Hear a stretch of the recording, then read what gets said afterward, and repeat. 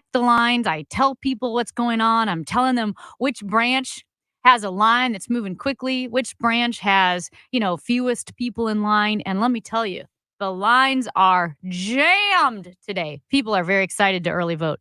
I can't believe how excited you are to check out the lines. It's astounding to me. This is St. Louis County. Astounding. So it is astounding, but I'll tell you what, a lot of people in line, they can listen on the Odyssey app if you're in line and you're bored.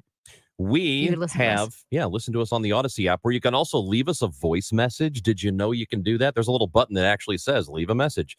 You click on it and you send us a message, and we will hear it, and maybe we will even play it. You can give us a call too, or text at 314-436-7900. And of course, you can watch us if you want. You want to see our faces? We're pretty. We are on YouTube at KMOX 1120. You can find us on Twitter at Chris Amy KMOX, and Facebook Live. Time now for the top of the order. The top 3 stories everybody will be talking about. Yep, it's almost here. Election Day is tomorrow, and everybody is talking about it today. And the St. Louis Blues beat former Blues coach Craig Berube and the Toronto Maple Leafs on Saturday night. Colton Parayko had a couple of goals. Braden Shen had a fight. Hot dog, the Blues win. And college basketball starting today. Mizzou, the Illini, and SLU are all in action. In fact, Billikens basketball will be here on KMOX this afternoon. The pregame show gets started at 1:45. So it's a rainy day today, and despite all the rain, there were, I guess, a lot of people out in line to participate in early voting today, Amy. Yeah. So I wonder, and we were having this conversation in the office ahead of time. We know that weather can affect turnout. We know that historically it has kind of benefited Republicans if the weather is bad. Yeah, well, we used to call it... Typically, that was historical. Yeah, this is a long time ago, back before the current political milieu that we have with MAGA and all of that. Okay, so it's different now.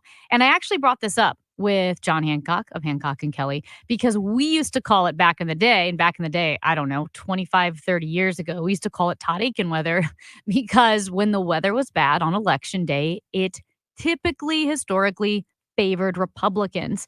But now, and I asked John about that, does that really ring true anymore?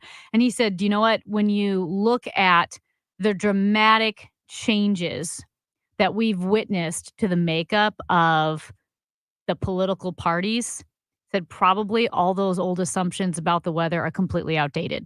Probably don't even apply anymore. It's just different. It does seem that on both ends, regardless of your political leaning, or if you are firmly in one of the camps, I think that the motivation to want to get out and do it is a lot higher now than when I was, in my early adulthood time. Like, people wanted to go vote, obviously, but people are extra motivated now. Or the opposite. They somehow feel disaffected by the two political candidates for president, and they're either not going to vote at all, or they're not going to vote for president. And the handful of voters that I talked to who were reluctant to vote at all were young men who generally voted conservative, who are not Trumpy, but also have strong disagreements with Kamala Harris, don't feel strong, feel like their vote is not going to matter anyway. They're not, those handful, right? That handful, they weren't motivated to vote.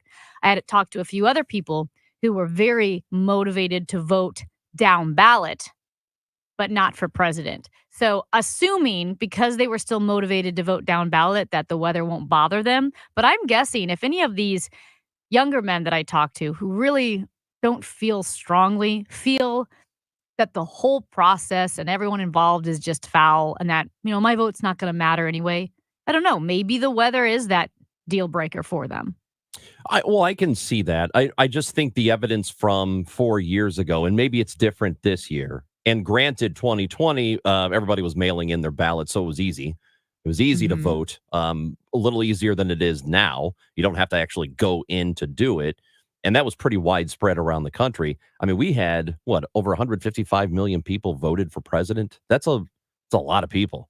That's a lot of people for us. We usually don't get that kind of turnout. I don't know if it's going to be that high of a turnout this time around, but I'm going to say it's probably going to be close, I which think to me would indicate that people are motivated. I think I just heard on Total Information AM that 78 million people have voted early already. That's a lot of That's a people. lot of people. Now, that doesn't mean that tomorrow you're going to have another 80 million people vote, but I guess it could happen. Mm-hmm. It could, because not every state is offering as much of the early vote as we're actually offering quite a bit of it. I mean, we have, a couple of weeks of 2 early weeks. voting? Mm-hmm. That's a pretty long time, I It think. is. It is brand new, and people have But not been, every state's doing that. have been taking advantage of it. Right. Every state, some states are going to have larger windows. Some are going to have smaller windows for no excuse in-person absentee voting. And of course, then there's the absentee voting. You mail it in, and so forth and so forth. But Ranj, I know we wanted to make today super conversational. We want to hear from the listeners. Again, you can text us or call us at 314-436-7900.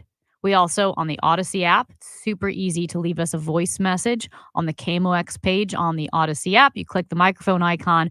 We want to hear from you because we also want to talk about perspective. There was a segment in Total Information AM this morning looking at, okay, how's your mental health going into election day? And I get it. Like, part of me is like, okay, if we're talking about mental health on election day, we all need to calm down. Like, somehow this is way too big of importance. It's too ominous. It's looming too largely in our lives if we are really struggling. But at the same time, you got to put in perspective the important issues are important, and they can be important to you for different reasons, whether it is Amendment 3 and you're looking at abortion or reproductive rights, or you're looking at the president of the United States. So sure, it can be a little unsettling. How are you handling it? Because I feel like, let's step back now. This is our job, to just completely drown ourselves in the political atmosphere, right? The atmospherics of right now. It's kind of what we live for. At the same time, just as a human, I get it. It's a lot. Not everybody does. Yeah. And a lot of people say they can't, which does lead us to what I think is an important question on top of it, which we will talk about today. But we tossed this around a few weeks ago. Mhm. Just listening to people who will say, I can't pay attention. I can't watch the news. Can't do the politics stuff. I just can't. And the question is, as much as you might hate paying attention to it, is it a selfish act to not pay attention to it? And the reason I say that is how people vote affects the lives of everybody. To an extent, some people are affected more than others will be affected. There are some people who just live above the fray and nothing's ever going to affect them. But for the rest of us, for the people in the middle and the people at the bottom, your votes matter. So if you are not paying attention to what is going on, is it a selfish act? Is it selfish to say, I've got too much to do. I got work, and I got to take the kids here, and I got to take the kids there, and I have to fix my yard. I mean, is stuff like that, is it good enough to say, I'm just too busy to pay attention? Do you owe it to other people to pay attention to politics and to current events? And I do think nuance is involved in this conversation, which, of course, Twitter polls aren't famous for their ability to interpret and communicate nuance. But we do have a Twitter poll up on, like you said, on the Chris and Amy page on Twitter. But maybe there's a degree to which you pay attention, and then for your own sanity, you have to clock out. I've talked to a lot of parents, like a lot of moms, who are like, oh my gosh, I'm dealing with kids. There's heartbreak with dating. There's grades that they're trying to manage. I've got another kid trying to get into college. And if I pile politics on top of all of that, I feel like I'm going to lose my mind. So where do you draw the line? That's Amy Marks Scores. I'm Chris Ranji. Again, leave us a voice message on the Odyssey app. Tap that button that says leave a message. It's very easy to do. You can record it and send it. You can also give us a call, as she said, 314-436-7900, or send us a text. Chris and Amy Show on KMOX. Hey, it's Rachel Zimmerman. I want to hear about your voting experience. Whether you're dealing with long lines or everything went perfectly fine, leave a voice memo about it on the Odyssey app and we could play it on the air. Join us Tuesday night starting at 6 p.m. for election coverage right here on KMOX. If you owe the IRS $10,000 or more in back taxes or have unfiled tax returns, write this number down or put it into your phone. 800-211-4413. The IRS is hiring more staff and cracking down. Call Tax Relief Helpers now to learn about our tax debt reduction programs and how to stop the collection efforts. If you're facing liens, levies, an audit, wage garnishment, or years of unpaid taxes, even if you're already in a payment plan, we can help. Through special IRS programs, you may qualify to have your tax debt settled for a fraction of what you owe. Tax Relief Helpers has helped thousands of taxpayers qualify for these generous relief programs, earning an A rating with the Better Business Bureau. No matter what amount you or your business owe to the IRS, call our tax relief hotline now for a free consultation and see what savings you may qualify for. Don't tackle the IRS on your own, and don't risk having your wages, Social Security, even your pension seized. Call now. Call 800-211-4413. That's 800-211-4413. 800-211-4413. I'm Debbie Monterey, and I see more clearly thanks to the doctors at Ophthalmology Associates. Make your appointment today at 314-966-5000 or online at youreyedoctor.com. Everywhere you look, things are getting more expensive. So at Consumer Cellular, we're lowering the price for those 50 and up. Now you can get unlimited talk, text, and data for $30 a line when you buy two. That's just $60 a month for 2 unlimited lines. So if you're 50 and up, make the switch and save. Come on, you've earned this.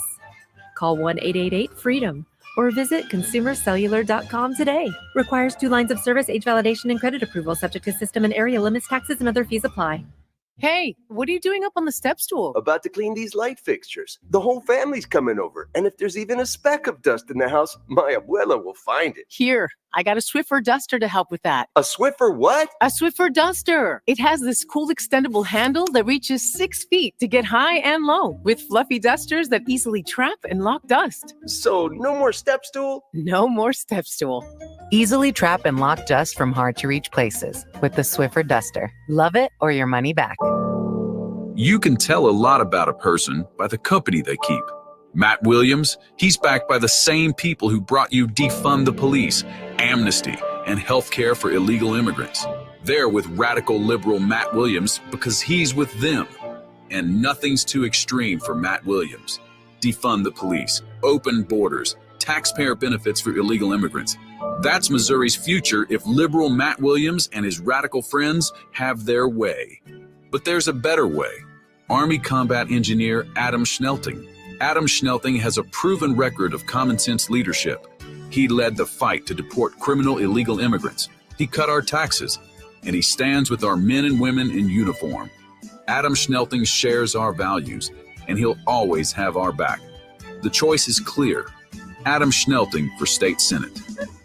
Paid for by the Missouri Senate Campaign Committee. Rain and thunderstorms possible through the remainder of the afternoon. It is right now 67 degrees. Gloria Liu with your home sold guaranteed realty. Sell your home with trust, confidence, and written guarantees. Gloria Liu with your home sold guaranteed realty. St. Louis's real estate expert. Visit gloriahasthebuyers.com. We all hear the radio ads about the IRS. They tell you to be afraid, to be scared, and they try to frighten you into calling. I'm not here to do that. Tax Relief Advocates is different. TRA is here to tell you that if you owe money to the IRS, whether it's $5,000, $50,000, or $500,000, we have a solution. It doesn't matter if you're sitting in your car, at work, or with your kids. No matter where you are, call now. 800-575-6481. Don't lose hope. TRA can eliminate or reduce what you owe to the IRS. Generous programs are now available that can give you a fresh start. Our passion is taxes and helping individuals fix their IRS problems. We have over 1,000 5-star reviews on Google and an A+ with the Better Business Bureau. You don't need to be afraid of the IRS any longer. End your tax nightmare today by visiting us online at TRA.com or call 800-575-6481. That's 800-575-6481. Tax Relief Advocates. Real solutions for real people. From city lights to neighborhood stories, KMOX's local newsroom keeps you informed. Always live on the free Odyssey app. 3 things I would just kind of really focus on. One is, thinking about your environment, thinking about what you're, spending your time consuming in terms of media. And third is, really moving and exercise. Exercise. Exercise, baby. That's how you deal with the political stress. Dr. Fred Buckled with Slew Care, talking with Fred Bottomer, our guy, as we are getting ready for the election and people are stressed out. This time of year stresses people out, I think, more than it used to 20 years ago, but people still do find it very stressful. We were just talking about whether or not you can handle paying attention and whether or not you're supposed to or should, right? But I think people do get stressed, and he has some tips on how to deal with it. And also, too, like I said, Twitter's not great for nuance. And I get that. I have several friends who are supporting families, right? They've got kids. Life is stressful, especially, I mean, when you've got 3, 4, 5 kids, you are treading water. You're just trying to stay afloat. It can make you feel hopeless, or it can be that final nerve that just absolutely gets frayed if you pay too much attention. So I think it's important to be informed. But I've told several friends, listen, you know what the candidates stand for. They know what the issues are, right? Because they keep trying to stay informed. But as they keep up with the day-to-day relentless barrage of political information, I'm like, you need to take a break. You know who you're voting for. You know what the issues are. You need to step back and survive and be healthy for your family. I've suggested multiple people do that because it is depressing. And I do think, like you've said, like so many people have said, you're pretty much not undecided at this point. Even if you are not a political junkie, you know where you stand for the most part. Yeah, I think I have very few movable people right now. That's why I was surprised last week. And again, this was last week, so that number is probably different, much, much lower now. But there was some polling that was out. And what they asked people was if they were still movable as of last week. And states like Michigan and Wisconsin, it was like 7%. And in North Carolina, I think it was 5%, which to me, it's not a lot of people, but it's kind of a lot of people. Feels high. It feels high that 5 to 7% of people in some of these swing states were still movable a week out from the election. In what you said, exactly, a swing state in what's going to be a very close election, 5 to 7% is huge. So I want to give like how my approach mentally, emotionally into tomorrow, how I'm viewing the whole thing. And then I want to get the perspective of my radical liberal friend here, Chris Ranji. Marxist-Leninist. No, I heard you're no longer a Marxist-Leninist. You are? I'm hot to Trotsky He's now. hot to Trotsky. Yeah, so I've flipped. I was movable. You like were. 10 minutes. I changed my mind Honestly, 10 minutes ago. For about a month, you've been pretty clear that you're Marxist-Leninist. Yes. Not Trotsky. But I am still ready for liberals for Christmas. He is, which we will get into that in a bit. Yeah. That's going to be your view. Liberals for Christmas. I can get behind it. I think it might actually bring the country together. It could. I love liberals for Christmas. Okay, this is going to sound so silly, but I'm being dead serious when I say this. I think people who listen know that my faith is like the defining part of who I am. It motivates me. It defines me. And when I'm looking at an election like this, especially coming from from the conservative side, incredibly disheartened by the current turn of the Republican Party, right? How it's gone all MAGA. The Republican Party allowed itself to be hijacked by Trump. Real conservatives aren't around anymore. The Reagan Republican is dead. So when I look at this, and then I also say, well, I'm not a Democrat. There are a lot of issues and policies that I disagree with. I can feel politically homeless. And I think for those who are voting, especially those who feel that their faith is a motivating factor for them, a defining aspect of their life, it may be hard to remember, but Jesus was not American. He's not a Republican and he's not a Democrat. That's big to realize, right? He's not American. And I think somehow it starts to feel like people are like, the salvation of America, right? It is riding on this election. Here's the thing. It does not ride. The salvation of America does not ride on the shoulders of Donald Trump or the outcome of this election or on the shoulders of any politicians, because this has nothing to do with salvation, right? We've seen, I'm reminded, again, I could go on and on about this, but with C.S. Lewis, who wrote in the Screwtape Letters, he writes about tying patriotism or pacifism so interwoven with your religion and your faith that not only can you no longer tell the difference, but meetings, pamphlets, policies, movements, causes, crusades, they matter more than prayers and sacraments and charity. And what he's saying is politics has become a religion. I do see that on the right as someone who's historically been conservative. I do not like the Christian nationalist bent. So here's the thing. Step back. It's okay.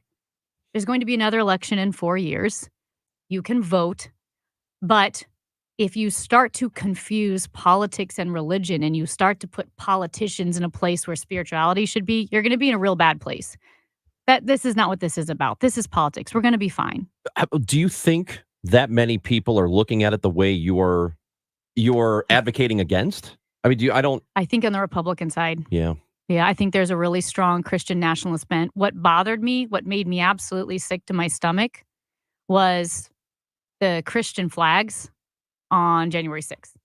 Like the flags with the cross. That should make every true believer feel absolutely sick to their stomach. So, I mean, that is a thing that is very important to you. And I know that we've talked a lot about this, and, we'd have conversations before the show even was a thing. Mm-hmm. We'd get coffee the times that I actually showed up. Yeah. When he didn't bail on me.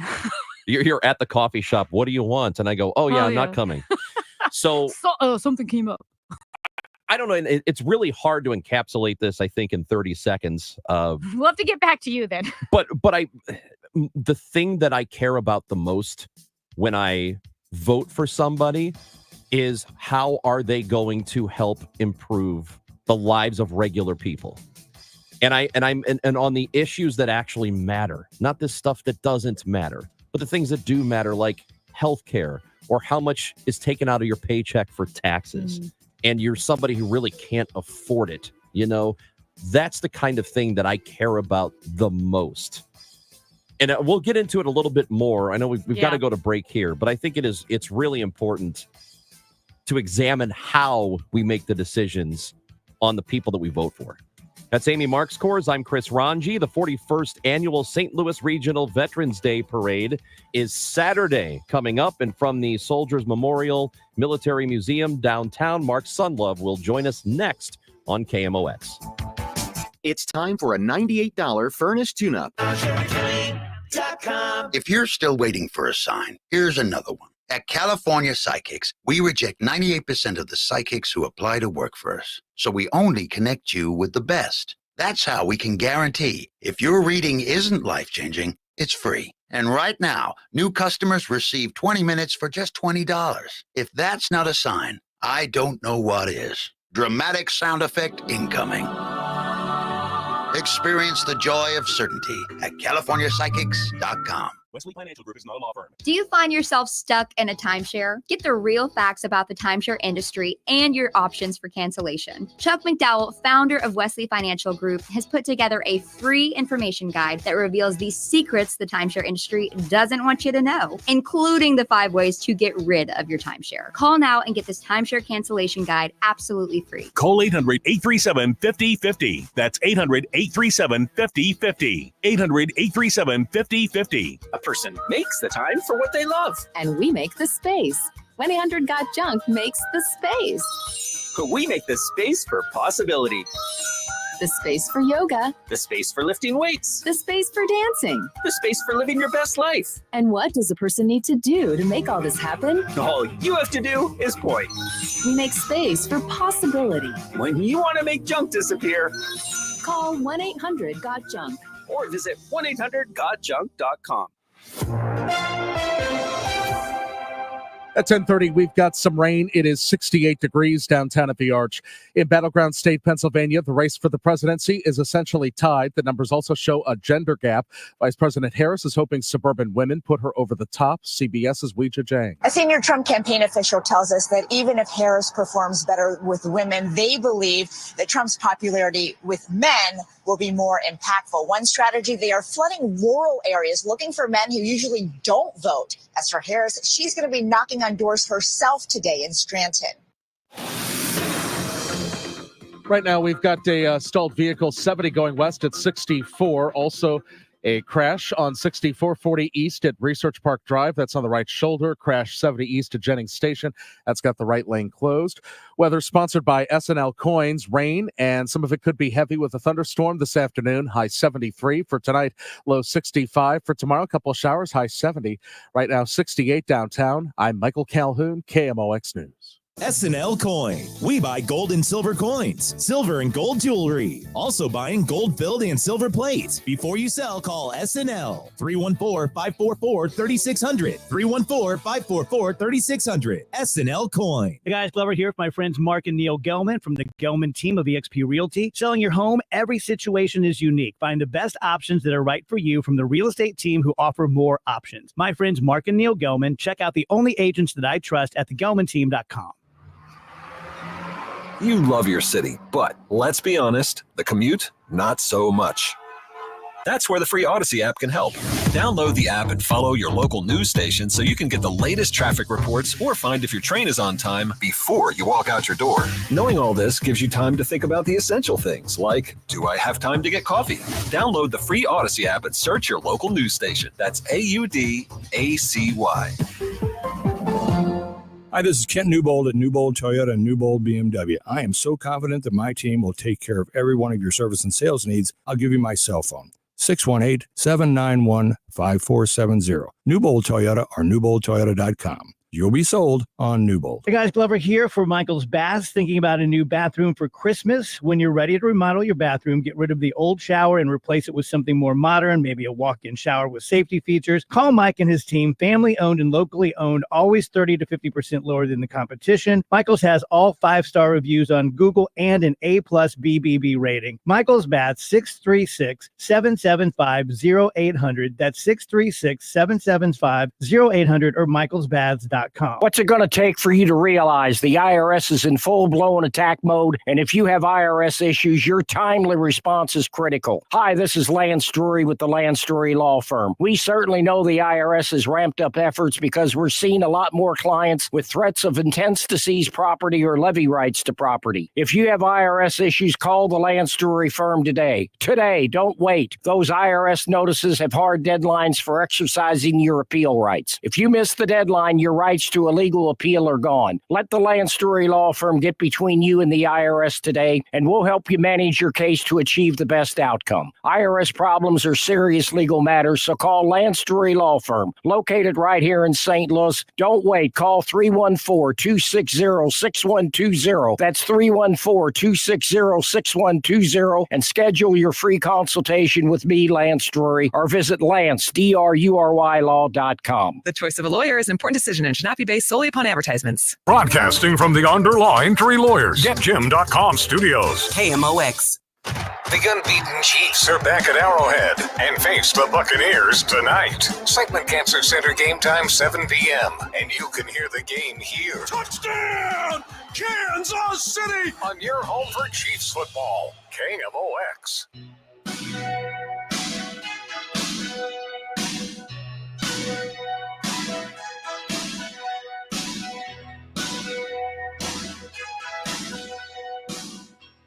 It's Amy Marks Kors and Chris Ranji on KMOX. What, Amy? Go ahead. Say it. Go ahead. Ranj pointed out, for those of you who may be listening, that is not, in fact, a patriotic song. It is not. Even though the title might lead you to believe it is it's a protest it's song. an anthem of of patriotism. But I guess protest is a form of patriotism, is it not? What a great point. So now that I take it back, the boss was patriotic as hell and still is. Amy Marks Kors, Chris Ranji, good to have you with us today. Again, make use of the voice messaging feature. We always want to hear from you. That is on the Odyssey app. But this weekend on Saturday, it'll get started at 10:30 at 18th and Olive. It is the 41st annual St. Louis Regional Veterans Day Parade, again, happening downtown St. Louis. And the director of the Soldiers Memorial Military Museum, Mark Sunlove, is with us now on the Quiver River Electric guest line. Good morning, Mark. Good morning. Thanks for having me. So, as I mentioned, the parade will get started at 10:30 on Saturday. It'll get started at 18th and Olive. That's where it begins. So, what should people know or need to know about that parade on Saturday? Well, I think it's the one day of the year that we get to celebrate our veterans through a parade. So I think come on down. The route goes down Market Street towards 14th, and then passes directly in front of Soldiers Memorial.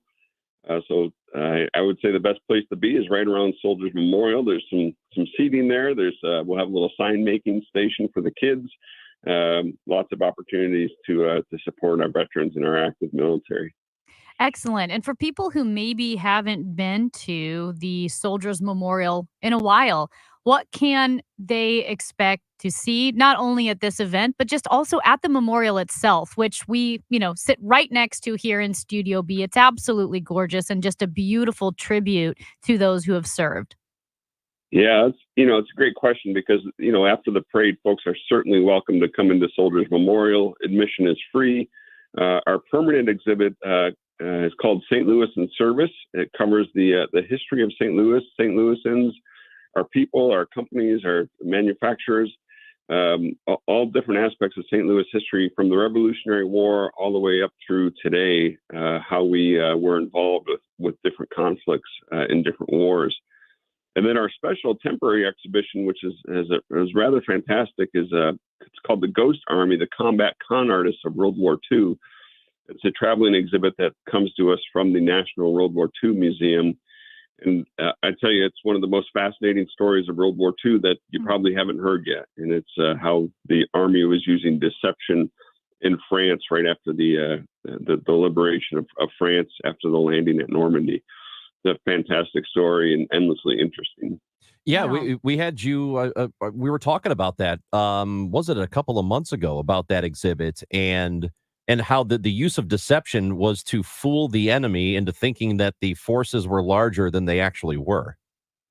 Yeah, exactly. And to enable fighting units to move into positions because the Germans believed that they were in one position while they were actually fooled because they were thinking that the Ghost Army was the actual fighting unit, which gave the fighting unit the freedom of movement and somewhat of a force multiplier, as they would call it, for sure. That's But insane. That's awesome. It's very interesting.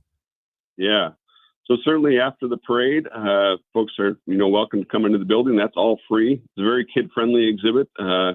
Lots of components that the kids will enjoy. A lot of the members of the Ghost Army were artists, so there's a lot of artwork in the exhibit. This is a very, very fascinating story. Now, this is the 41st annual Veterans Day Parade downtown St. Louis. Do you know, how did the first parade start? Who put it together here in our city? Yeah, I think the 41st is a little bit misleading because you really can trace this all the way back to 1919, when World War I ended on November 11th, 1918. There were huge celebrations in downtown St. Louis. Of course, very short notice as wars are when they end, so there wasn't a parade. But that next year, 1919, there was a parade, and that was what they called then. It was called Armistice Day, and it was to celebrate the end of World War I. And there's been a parade on Veterans Day really since then, 1919, with very few exceptions of years missed. There was a little bit of a transformation of Veterans Day around in the 70s when they passed the Monday law, moved a lot of holidays to Mondays, and that's when the Saturday parade really started. It was in response to that and moved the Veterans Day parade to Saturday before each year before November 11th. And so that's where we are. And so Saturday, November 9th this year, again, starts at 10:30.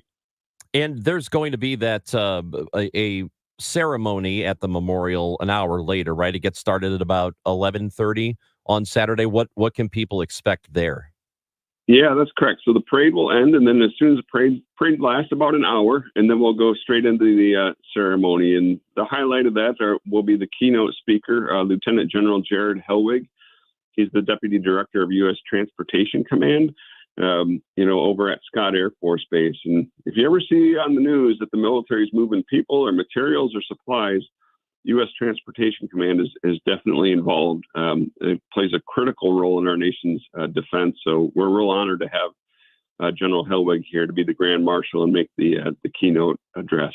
And there's a National Guard Hall of Fame. I didn't know that was such a thing. Yeah.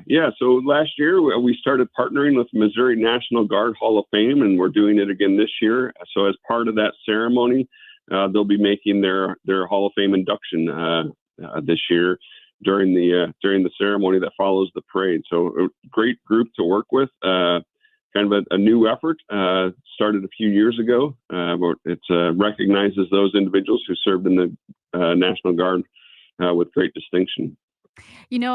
I've said this story on air before, but I think it's relevant, pertinent for people who have family members who served, whether they've served recently or maybe when they were older. My grandpa, on one side, my grandpa served in the Korean War. On the other side, it was World War II, and it was my grandpa who served in World War II. We would dress up in his uniform. He had a captain's outfit and a lieutenant uniform, not outfit, but uniform. We'd put those on. We'd sit at the kitchen table and he would tell stories because he fought in Saipan. And he did talk about the war. And I know a lot of veterans don't, but I remember they took us to the Soldiers Memorial when we were younger. And he was really moved being there because it made him feel like not forgotten, made him feel that there's a whole community of people who understood what he saw and went through. So I imagine even if there are people here listening who have a family member who served, maybe they don't talk about it that often, that it could be a profoundly meaningful gesture to bring them to go to the Soldiers Memorial and pay tribute. Something that maybe they don't say out loud, but really is meaningful. Yeah, I mean that's spot on. I mean, if you have a young or old veteran in your friends or your family, I don't think anything would move them more than bringing them down to the Veterans Day Parade and showing them that the St. Louis community cares for them and is greatly appreciative of their service. And a lot of veterans, they don't talk about their service. They don't really identify so much as a veteran, but really, I would say that inside, they're very, very grateful for any support that the community can show them. And this Veterans Day Parade is the way to do it each year. Yeah. So the Veterans Day Parade happening downtown St. Louis on Saturday gets started at 10:30. Again, it will begin at 18th and Olive. It goes down Market. You'll want to be around Soldiers Memorial, which will then have a ceremony at 11:30 right at the memorial. And by the way, the memorial, as we say goodbye, Mark, is always open from 10 to 5. Is that every day? Wednesday through Sunday, 10 to 5. And it's all free. Fantastic. Wednesday through Sunday, 10 to 5. The Soldiers Memorial downtown is always open. We appreciate your time, Mark Sunlove. Enjoy Saturday, and thank you for being with us today. Thank you so much for your time.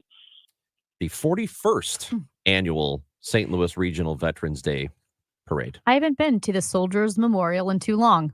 I need to get there. The Ghost Army story is pretty cool. I know.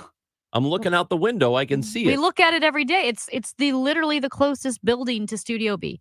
It's very cool. It actually is. You're right. It is the closest building to us. Mm-hmm. Huh. That's Amy Marks Coors. I'm Chris Ranji. Don't forget to leave us a voice message on the Odyssey app. You know where to find it. It's Chris and Amy on KMOX. Paid for by government. Now is the time to fill your vault with Morgan Silver Bars. Grab your piece of America's silver legacy with this special offer. These spectacular shining silver bars featuring a crisp image of the iconic Morgan silver dollar, a legendary coin that has captivated collectors for generations. Americans treasure owning silver bars and coins, putting them away for themselves and their loved ones. Call now to secure 1-ounce silver bars minted in 99.9% pure silver and made in the USA. You'll be glad you did. Hurry, don't miss out on this special deal. Save $10 per silver bar. The more you buy, the more you save. Limit of 25 bars per customer. Call to learn more. Plus, with qualifying orders, you'll receive a free Morgan Silver Dollar. That's a $59.95 value and free shipping. Call 1-800-222-3967 now to secure your 1-ounce Morgan Silver Dollar bars. That's 1-800-222-3967. Can't make it to Kansas City for the big game? No problem. Kelsey, 3-point stance to the left. Here comes an inside blitz. Experience every Kansas City Chiefs game like you're in the front row at Ballpark Village. 25-20, downfield block, 10-5. Join fellow KMOX Chief fans on game day and feel the roar of the crowd right here in St. Louis. Touchdown! Kansas City! Chiefs watch parties presented by Jim Beam. Hey, it's Matt, your leaf filter trusted pro. Gutters are an often neglected part of the home. They're also one of the most important. Clogged, overflowing gutters can cause serious problems like foundation damage or basement flooding, which can cost thousands of dollars to fix. Let's face it, cleaning gutters yourself is not only a hassle, it can be dangerous. But when you get Leaf Filter, you'll never have to worry about cleaning clogged gutters again. Get started today by calling 844-300-LEAF to schedule your free inspection.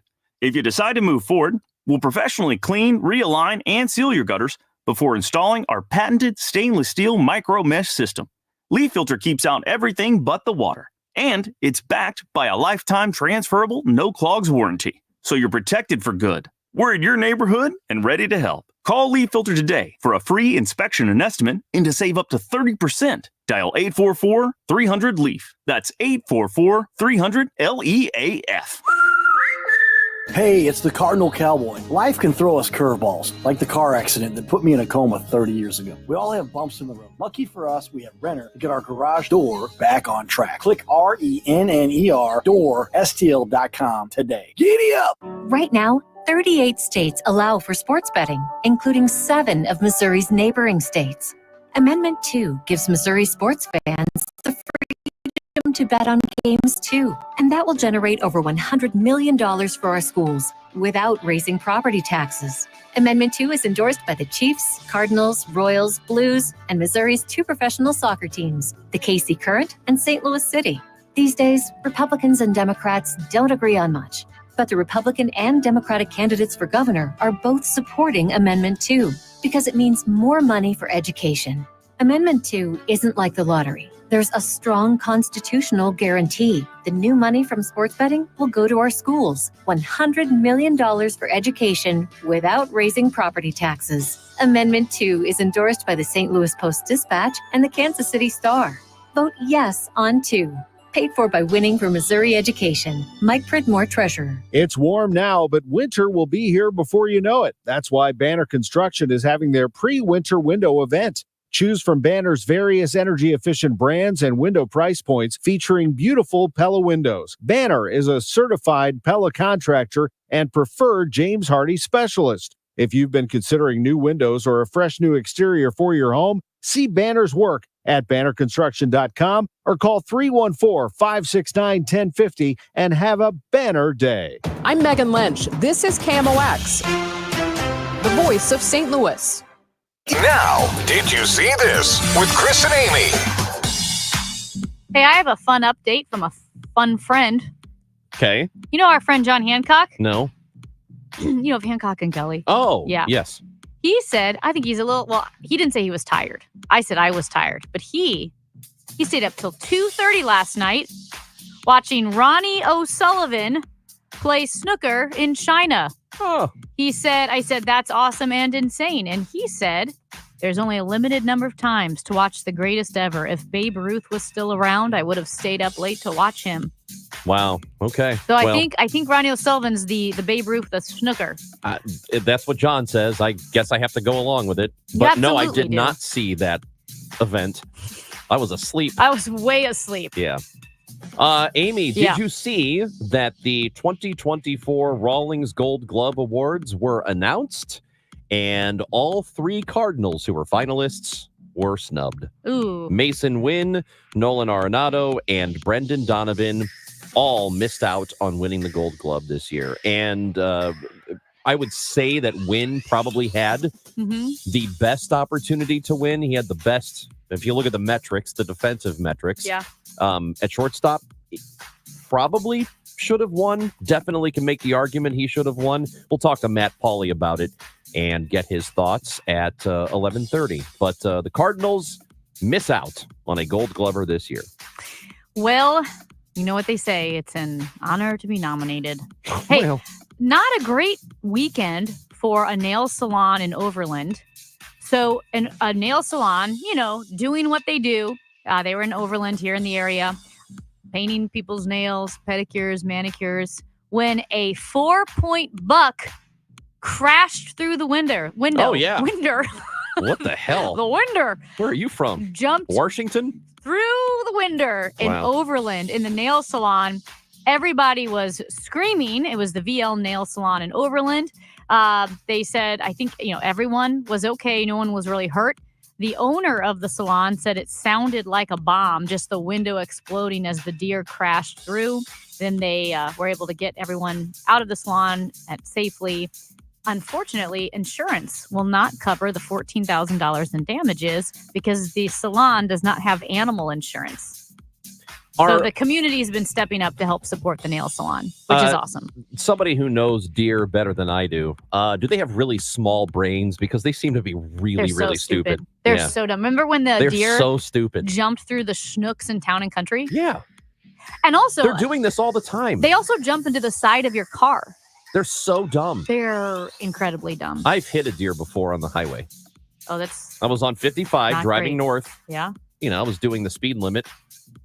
And this deer, it was at night or like dusk, and it was right around Thanksgiving time. And this deer I saw it out of the corner of my eye, hop down the ditch and then hop back up. And I this was all happening in slow motion.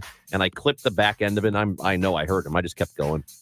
And then I pulled over at a gas station and there was hair in the where my headlight was broken. Yeah. And there was hair stuck in it. Yeah. I think I got like him pretty good. half the cars in West County definitely have deer hair stuck in their the grill of their car or the headlights or something. I'm not even joking. Dude, they're so... And I don't expect them to know what cars are because Well- animals don't. But just otherwise, Yeah. deer are generally very stupid. Hey, I don't know. I know you didn't see this, Ranj, but the people who did see this are going to be like, what the heck? Thank you for telling me. I did see this. There are new cement islands on both sides of the shoulders of Clarkson Road in Clarkson Valley. This is like near Chesterfield, in between Ellisville and Chesterfield. Clarkson Road is where Marquette High School is. And people know the area. Is it for bicycles? No. So I don't know how many yards, there's like a cement little island on the side of the road. They're curb bump out islands. They're part of the $52 million safety initiative that MoDOT, in partnership with St. Louis County, is implementing. But apparently, they didn't really give a lot of notice to the residents, or I think even the government of the area in Clarkson Valley and in Chesterfield. Everyone's like, what are these things? So what they do, they look really dangerous. They look like you could accidentally hit them pretty easily. That's the point. They make the road feel narrower, and they'll do so much damage to your car if you hit them. And they're so frequent along the shoulder that people feel reluctant to text or be distracted because they don't want to hit these things. Great. Seems great to me. I guess so. We're talking about slowing down traffic and It is. making people drive safer But and it- not hit pedestrians. It's There you go. weirdly claustrophobic. I Good. don't like them at all because all of a sudden 10 you're and driving. 2, baby. Actually, they tell you that really you should be at 9 and 3. That's what I hear, that 9 and 3 you have better control of your car. Then 10 and 3, 10 Than and 10 2. and 2, yeah. Yep. I can see 9 and 3. Yeah. Depends on I how think big that's your what- steering wheel is, maybe. If I'm not mistaken, and again, we have all the deer experts calling in, which we appreciate. I know. Politics, whatever. I don't care who's president. But Let me I tell you. know something about Let me tell deer. you about this deer. Mark says that deer are aggressive in its mating season. Yes. Hey, mate. No, MoDOT, I kid you not. They say in mating season, deer will hit your car. They will run into Yeah. the rear passenger side door or driver's side door. So they're banging the cars. The Bob in St. Louis says that deer insurance should be act of God. It should fall under act of God. Oh, that's a good point. Right? Hey, Amy, have you seen a new trend? And this seems like a thing. Trend? Any new trend, but it's a trend called the corporate crop top. Oh my God! Are you familiar with the corporate crop top? Tell me it's in the it Wall ain't Street so. Journal, a story about it, where women who say, by the way, that in a post-pandemic world, 30% of women say their office attire is now casual street clothes. Oh my God. There is a trend called the corporate crop top, where you guessed it, you might be wearing a blazer over a crop top to work. What do you think of the corporate crop top? So I this is gonna sound. I just sound like I sound like a disreputable woman right now. But I wear a lot of crop tops. You do. I like the crop top. Yeah. But I don't wear them to work. That's why I have to buy blouses You just haven't? for work. No, because like, if you right, there's shirts where they're not long, so if you lift up Yeah, your that's arms probably or what it something. is. But no, I don't wear a crop top to work. Like look what I wear. What do I wear? Oversized sweaters, oversized blouses. I love a good crop top, but not to work, because to work it's inappropriate. You do need to class it up a little better at work. At work? Yeah. That's as classy as I get. Everybody talks about your wardrobe. I think while you're still young, you can be 4% slutty most of the time. I love what your definition of slutty is. Saying hello to somebody. Well, that's a slutty thing of you. Hey, James. Jeez.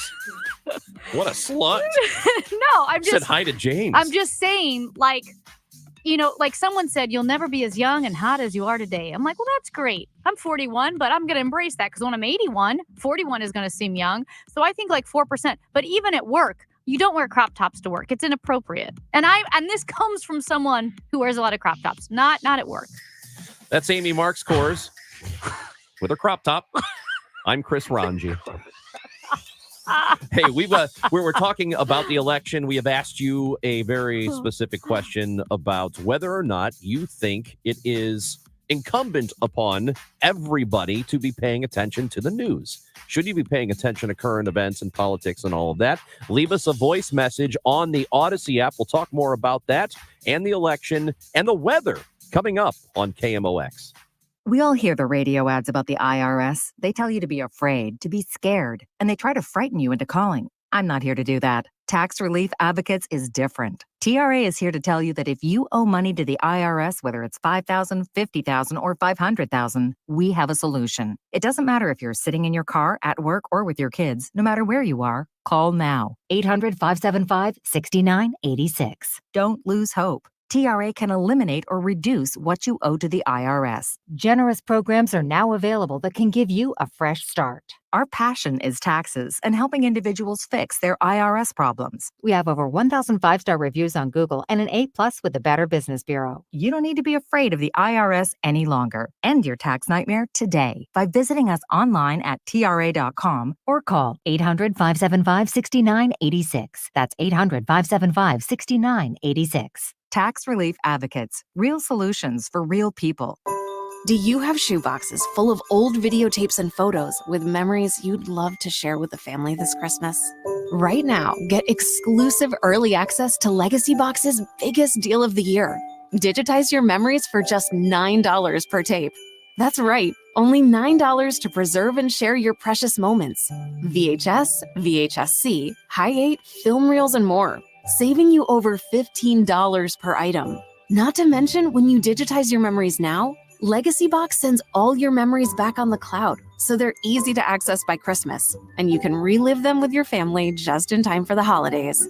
You've heard about Legacy Box all year, but now is the best time to digitize your memories. Hurry, this $9 deal won't last long. Head to legacybox.com/value for early access to our best deal of the year.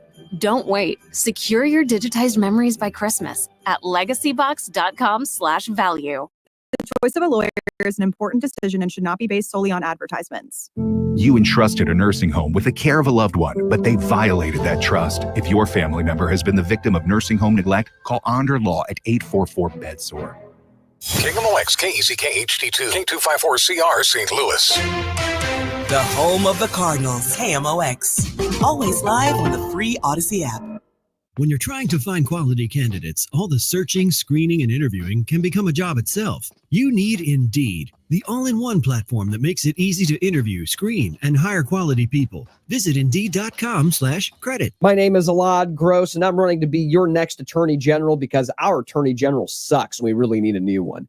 He's wasted so much of our money and blown so many cases, he doesn't even keep count anymore. As Attorney General, I'll stop scam calls, crush corruption, protect our families and our freedoms, and shut down abusive puppy mills. This election, don't just vote for party. Vote for good government. Vote Alad Gross. Paid for by Alad Gross from Missouri, Frederick Doss, Treasurer. It is 11 o'clock in mid-America. We've got rain. It is 69 degrees downtown at the Arch. The Democratic and Republican presidential nominees are making a final push today before Election Day. Vice President and Democratic nominee Kamala Harris will spend all of today in Pennsylvania, which offers the largest prize, 19 electoral votes. Harris will visit working-class areas, including Allentown, and wrap up the day with a rally tonight in Philadelphia. She'll be joined by Lady Gaga and Oprah Winfrey. Republican nominee and former President Donald Trump plans 4 rallies, starting with one in Raleigh, North Carolina, 2 rallies in Pennsylvania, in Reading and Pittsburgh, and a Monday night rally in Grand Rapids, Michigan. Trump and Harris are trying to get millions of supporters to get to the polls on Tuesday, but some 77 million Americans already have voted early. Donna Warder, Washington. How stressed out are you over Tuesday night's possible outcome? KMOX health editor Fred Bottomer got some tips on how to handle that anxiety. 3 things I would just kind of really focus on. One is, thinking about your environment, thinking about what you're spending your time consuming in terms of media, and third is really moving and exercise. SLU Care General Internist Dr. Fred Buckhold at SSM Health St. Louis University Hospital with more on upping your activity level. When you're under duress, putting your body under some degree of stress where you're moving, your heart rate goes up, you're breathing a little faster. It just releases a number of components. It's probably archaic to say this, or it's probably not medically accurate, but it does kind of flush the system. It puts a lot of kind of positive things in your body and kind of eliminates some of the negative things. Fred Bottomer, KMOX News. American music legend Quincy Jones died at his Los Angeles home last night. Anthony Mason takes a look back at some of his career highlights. In a career that spanned more than 70 years, Quincy Jones fostered generations of musical legends, producing or arranging for Ella Fitzgerald, Duke Ellington, Miles Davis, and Aretha Franklin. Quincy Jones was 91. Webster Groves is considering an updated application tonight to revamp a pediatric mental health campus. 2 meetings in a row, St. Louis Children's Hospital and KVC Behavioral Healthcare have delayed their presentation to the City Plan Commission following pushback from residents. The project would replace aging buildings to build a single-story inpatient facility with 77 beds in Webster Groves. At the August meeting, a majority of the public comment came from people opposing the project. One said they don't want a hospital for high-risk and violent adolescents right in the middle of his residential neighborhood. Others had concerns about traffic issues around the facility. Tonight's meeting is in the council chambers at 7 o'clock. Stuart McMillan, KMOX News. The KMOX Business Desk, taxis which fly. Toyota and Joby complete the first air taxi flight in Japan. The flight took place at Joby's facility in Shizuoka. The flight follows an announcement that Toyota will invest a further $500 million to support certification and commercial production of Joby's aircraft. Joby's electric air taxi is designed to carry a pilot and 4 passengers at speeds of up to 200 miles per hour. Kimberly Adams, Bloomberg Radio. The Dow from Stifels down 363 points to 41,689. Periods of rain, some of it heavy, and a thunderstorm this afternoon. Windy, warm, and humid, the high 73. Cloudy, windy, warm, and humid tonight with a couple of showers and a heavy thunderstorm, the low 65. I'm AccuWeather meteorologist Joe Lundberg on the Voice of St. Louis, KMOX. Sponsored by Sandberg Phoenix Law Firm. We've got rain. It is 69 downtown at the Arch. I'm Michael Calhoun, KMOX News. At Sandberg Phoenix, we're more than just a law firm. Our attorneys are committed to you, your business, and your community. We are ready to serve you in the areas of business litigation, intellectual property, health law, and products liability. SandbergPhoenix.com. The choice of lawyers is an important decision and should not be based solely on advertising. The Chris and Amy Show, sponsored by St. Louis University Billikens Basketball. Choose your seats for 5 or more games and receive savings off the single game ticket price with a 5-game mini pack starting at $75. Purchase now at slubillikens.com. Well, Ryan's Bob, square pants or long pants, Amy. 20 years ago, we had real candidates to vote on. Now we got 2 idiots to vote on. It's ridiculous. Anyway, I'm going to vote, but I don't know for who. Oh, Interesting. and undecided. I don't know. I feel like people have been for a very long time, every single election, saying both candidates suck. Why these are the 2 best candidates? It's been going on for a while. It's not just lately. Really? Yeah. I don't remember. I really don't remember anyone saying that when it was Romney Obama. No one was saying, certainly we can do better than this. No one said that with Obama and Romney. People hated him. Yep, they hated him. He won, but there were a lot of people who just hated him. Well, they hated him because of like his policies or he's progressive or the way he spoke, whatever it may be. They didn't. Well, no, but they didn't hate him because like no one called Obama a doofus. That was never an argument. Like I don't know about that. You think they were just like, this guy's just a bumbling Just an doofus? idiot. Well, not bumbling because he could speak. That's the point. That's what I mean. I think people feel there's a high percentage of bumbling in the candidates in this election. Romney and Obama, you may not like them, but they weren't bumbling. I do not agree, however, that both candidates are idiots. I don't agree that both of them are idiots. No, and I will say this with Kamala Harris because, we've said she's a bad candidate. She's not a great candidate in the sense of being that engaging personality and speaker. That doesn't mean she's an idiot in the same way that Ron DeSantis is not an idiot. He's very smart. He's very capable. He might be one of the best governors of Florida ever. Not a good candidate. He spoke very robotically. He was not engaging. He was not personable. He was a bad candidate, even though he's very smart. You may not like policies or how they operate or what they do, but for the most part, if you get to become a district attorney or for the most part, a district attorney or an attorney general or something like that, you're not stupid. Right. Typically, you're not stupid. And it doesn't mean you're an expert on foreign policy or macroeconomics and so forth. I get it, but Trump is not an expert on those things either.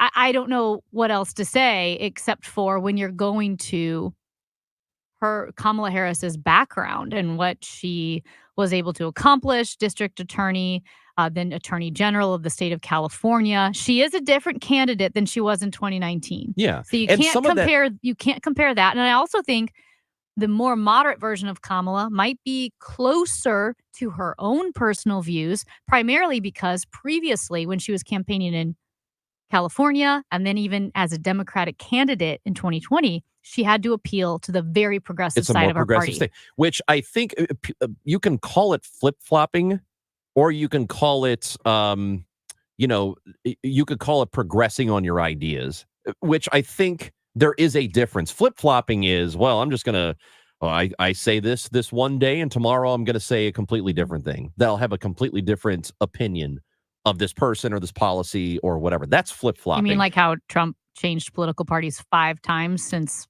80-something, 87? Yeah, kind of like that. To me, flip-flopping is inconsistency, but I think it's a completely different thing if your opinions have developed over time based on experiences or people that you've come in contact with or something like that. That to me is not flip-flopping. It's kind of like when you're in college, and we did a lot of the discussion of the protests and all of that. And I said during that time that when you're in college, you're kind of testing out ideas. You're meeting people that are not like you for the first time in your life. It's a very different environment. When you grow up, you're around similar people. You go to grade school and then high school, and you're in the same town, but you finally move away and you start to develop ideas and you test them out in college. But the things that you think when you're in college are not necessarily how you see the world 20 years later, because you live experiences. And you might have an idealistic way of looking at the world when you're 20, but when you're 40, life has kind of gotten to you, and I think that's a very similar thing when you're running for office. Not everybody, some people will just be who they are forever. I don't think it is a terrible thing, though, if a candidate, after having experiences or actually holding office and seeing how things work, change their opinions on stuff. Well, I don't think that's a bad thing. I get that, but that's also, I actually don't think that's as comparable as just practicality, because here's the thing. They're not talking about Kamala Harris in college or 10 years ago or 15 years ago. They're talking about her a couple of years ago when she said she would ban fracking, and now she's not. No, I think it's a similar idea is what I'm saying. Okay. And I would say I don't think so, because here's what I think. I think she said, okay, I'm going to ban fracking because she was trying to appeal to a certain voter base.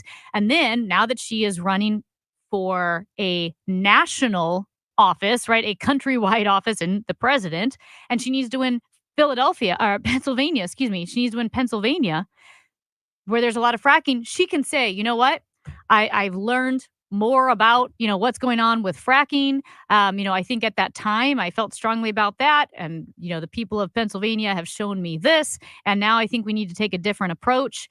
And because you have to play the game, and that's okay. Both sides play the game. John Hancock brought this up. You know who doesn't play the game? Cori Bush. She's like pretty anti-police, anti-Semitic, whatever you want to say she is. And she's never once wavered. She's never once moderated her position. She's a pretty ineffective legislator, and now she's going to be out. People She's like Bush and Marjorie Taylor Greene. Same, different parts of the spectrum, but the they've same never kind of wavered. idea. That's right. When you become a politician, especially in a national office, a nationwide office, you do have to moderate your position. We all do it to an extent. When you're in the office, corporate America, you have a curated version of yourself. You can't say everything you're thinking. When you're in front of the boss, you probably act a little bit more complimentary. There's something to be said for having to play a game or curate your views or curate the way you present yourself because you have to know the audience. The audience for Kamala Harris changed from California to the entire country. And so we may think, well, I don't like it. Well, that's just the way it works. You got to be more moderate. Well, you have to govern for everybody. Yes. You're not governing for just Californians. If you become president, you're governing for the entire country with it, and you can't make everybody happy. That's just entirely impossible. But you can at least try to make as many people as happy as possible. And I think that's what a normal president, that's what they do. If we have a normal presidency, that's what will happen. Again, leave us a voice message like Tim did on the Odyssey app. There's a button that says leave a message. Record it, send it. Chris and Amy. We will have Alderman Rasheen Aldridge from the city of St. Louis, representing Ward 14, coming in studio next on KMOX. This is Megan Lynch. Trust us on election night. We'll get you accurate results as quickly as possible. We'll cut through the rhetoric to bring you fair and factual reporting. Our special coverage starts Tuesday, 6 p.m. here on KMOX. Who you choose to sell your St. Louis area home matters, especially in this ever-changing market. We all know a few realtors, but I only recommend one. This is Debbie Monterey, and for the past several years, I've gotten to know Gloria Liu, owner of Your Home Sold Guaranteed Realty. Gloria's different, guaranteeing to sell your home at your agreed-to price, or Gloria will buy it herself. When selling your home, you want the most money and the least hassle, and that's exactly what you get with Gloria Liu of Your Home Sold Guaranteed Realty. For example, after 6 months, 2 separate agents failed to sell the Wheeler family's home. With no more time to waste, they decided to call Gloria Liu. Within a few days, Gloria was able to get them multiple offers and sold their home at nearly 99% of listing price because Gloria already had the buyers. The agent you choose to sell your home really matters. 314-325-6888, 314-325-6888, or online at gloriahasthebuyers.com. Conditions apply. Gloria and seller must agree on price and possession date. I see clearly now, thanks to the doctors, Birdie, Malhotra, Brusati, Royer, and Barry. You can too. Go to youridoc.com.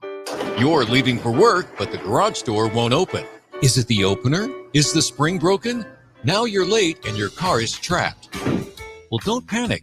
Overhead Door Company of St. Louis is here with same-day emergency service. They won't leave you stuck. The original Red Ribbon Garage Door Company, trusted in St. Louis since 1926. Call 314-781-5200 or schedule online at overheaddoorsstlouis.com. A person makes the time for what they love. And we make the space. 1-800-GOT-JUNK makes the space. We make the space for possibility. The space for yoga. The space for lifting weights. The space for dancing. The space for living your best life. And what does a person need to do to make all this happen? All you have to do is point. We make space for possibility. When you want to make junk disappear, call 1-800-GOT-JUNK.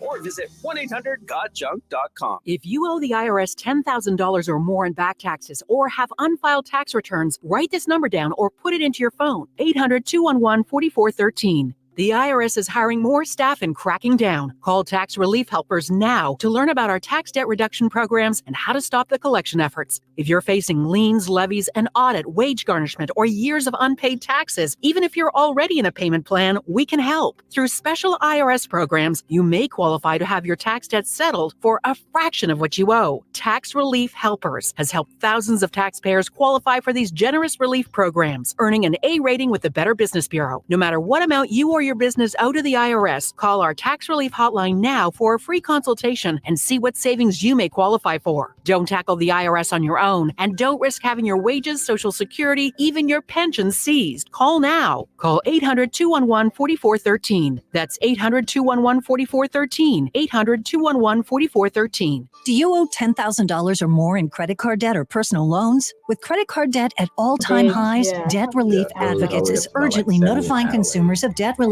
now being made available, designed to aid consumers with out-of-control credit card debt. Those who qualify and enroll for this relief program will only have to pay back a fraction of what they owe. This is not bankruptcy or a debt consolidation loan. This is a relief program that credit card companies would rather you not know about, as it ends your debt nightmare and saves you lots of money. Consumers owing at least $10,000 in credit card debt or personal loans can now take advantage of this debt relief as the cost of living skyrockets. Debt Relief Advocates has established a relief hotline for you to call to learn what debt reduction you may qualify for, so don't wait. For this free information, call the Relief Hotline at 800-525-8448. 800-525-8448. 800-525-8448.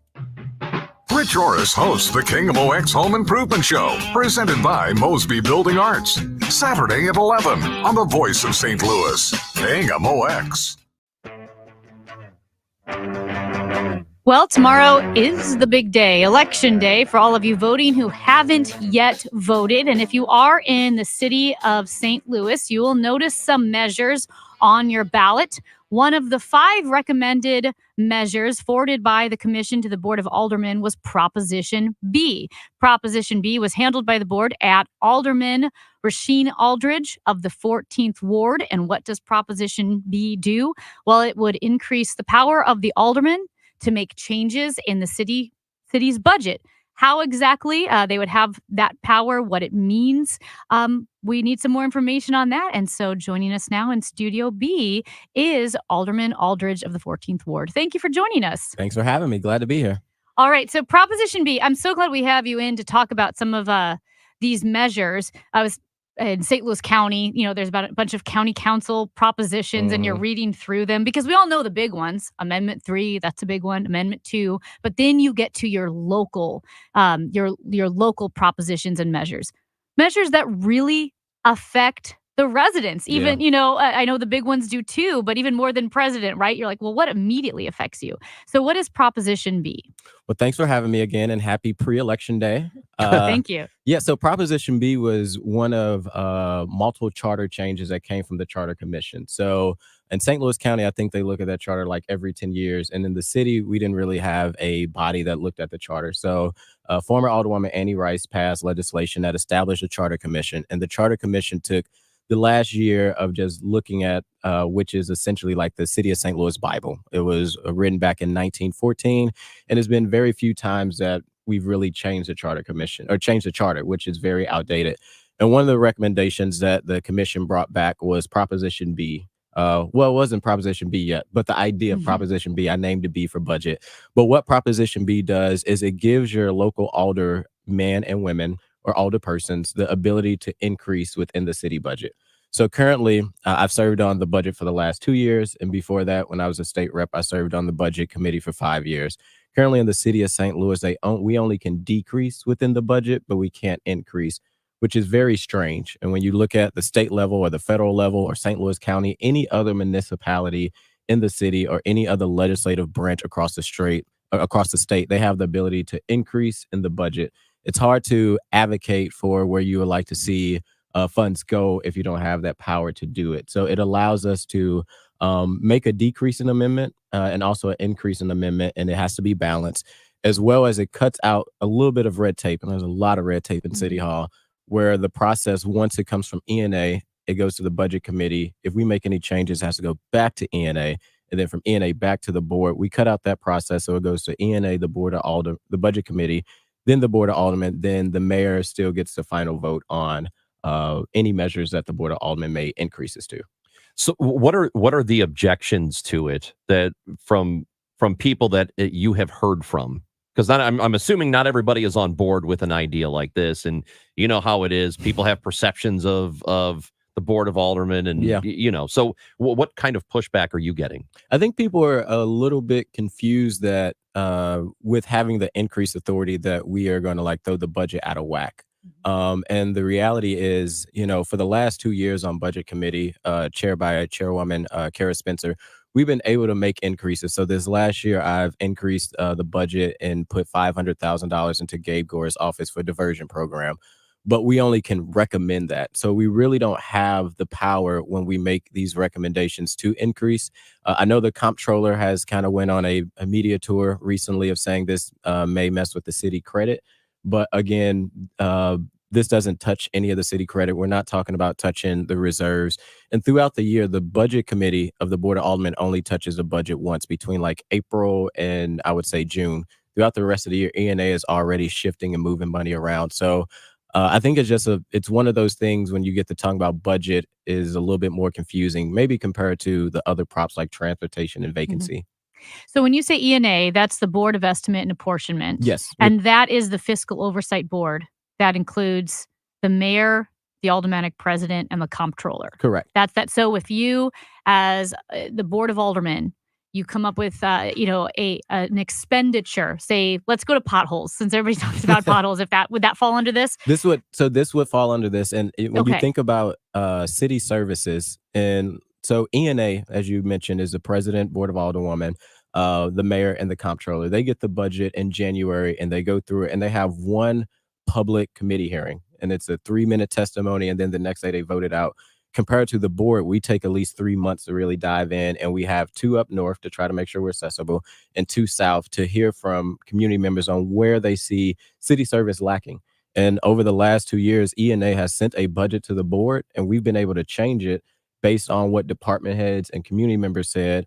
But again, we really didn't have the power to increase. We had to make a recommendation, and we always are kind of pushed up against the wall because the budget has to get done by July 1st. So that back and forth to ENA and the board makes it harder for the board to get the budget done. And I will say, very proud, the last 2 years, we've actually been able to deliver a budget back to the mayor's desk in time, which previous boards haven't always done that.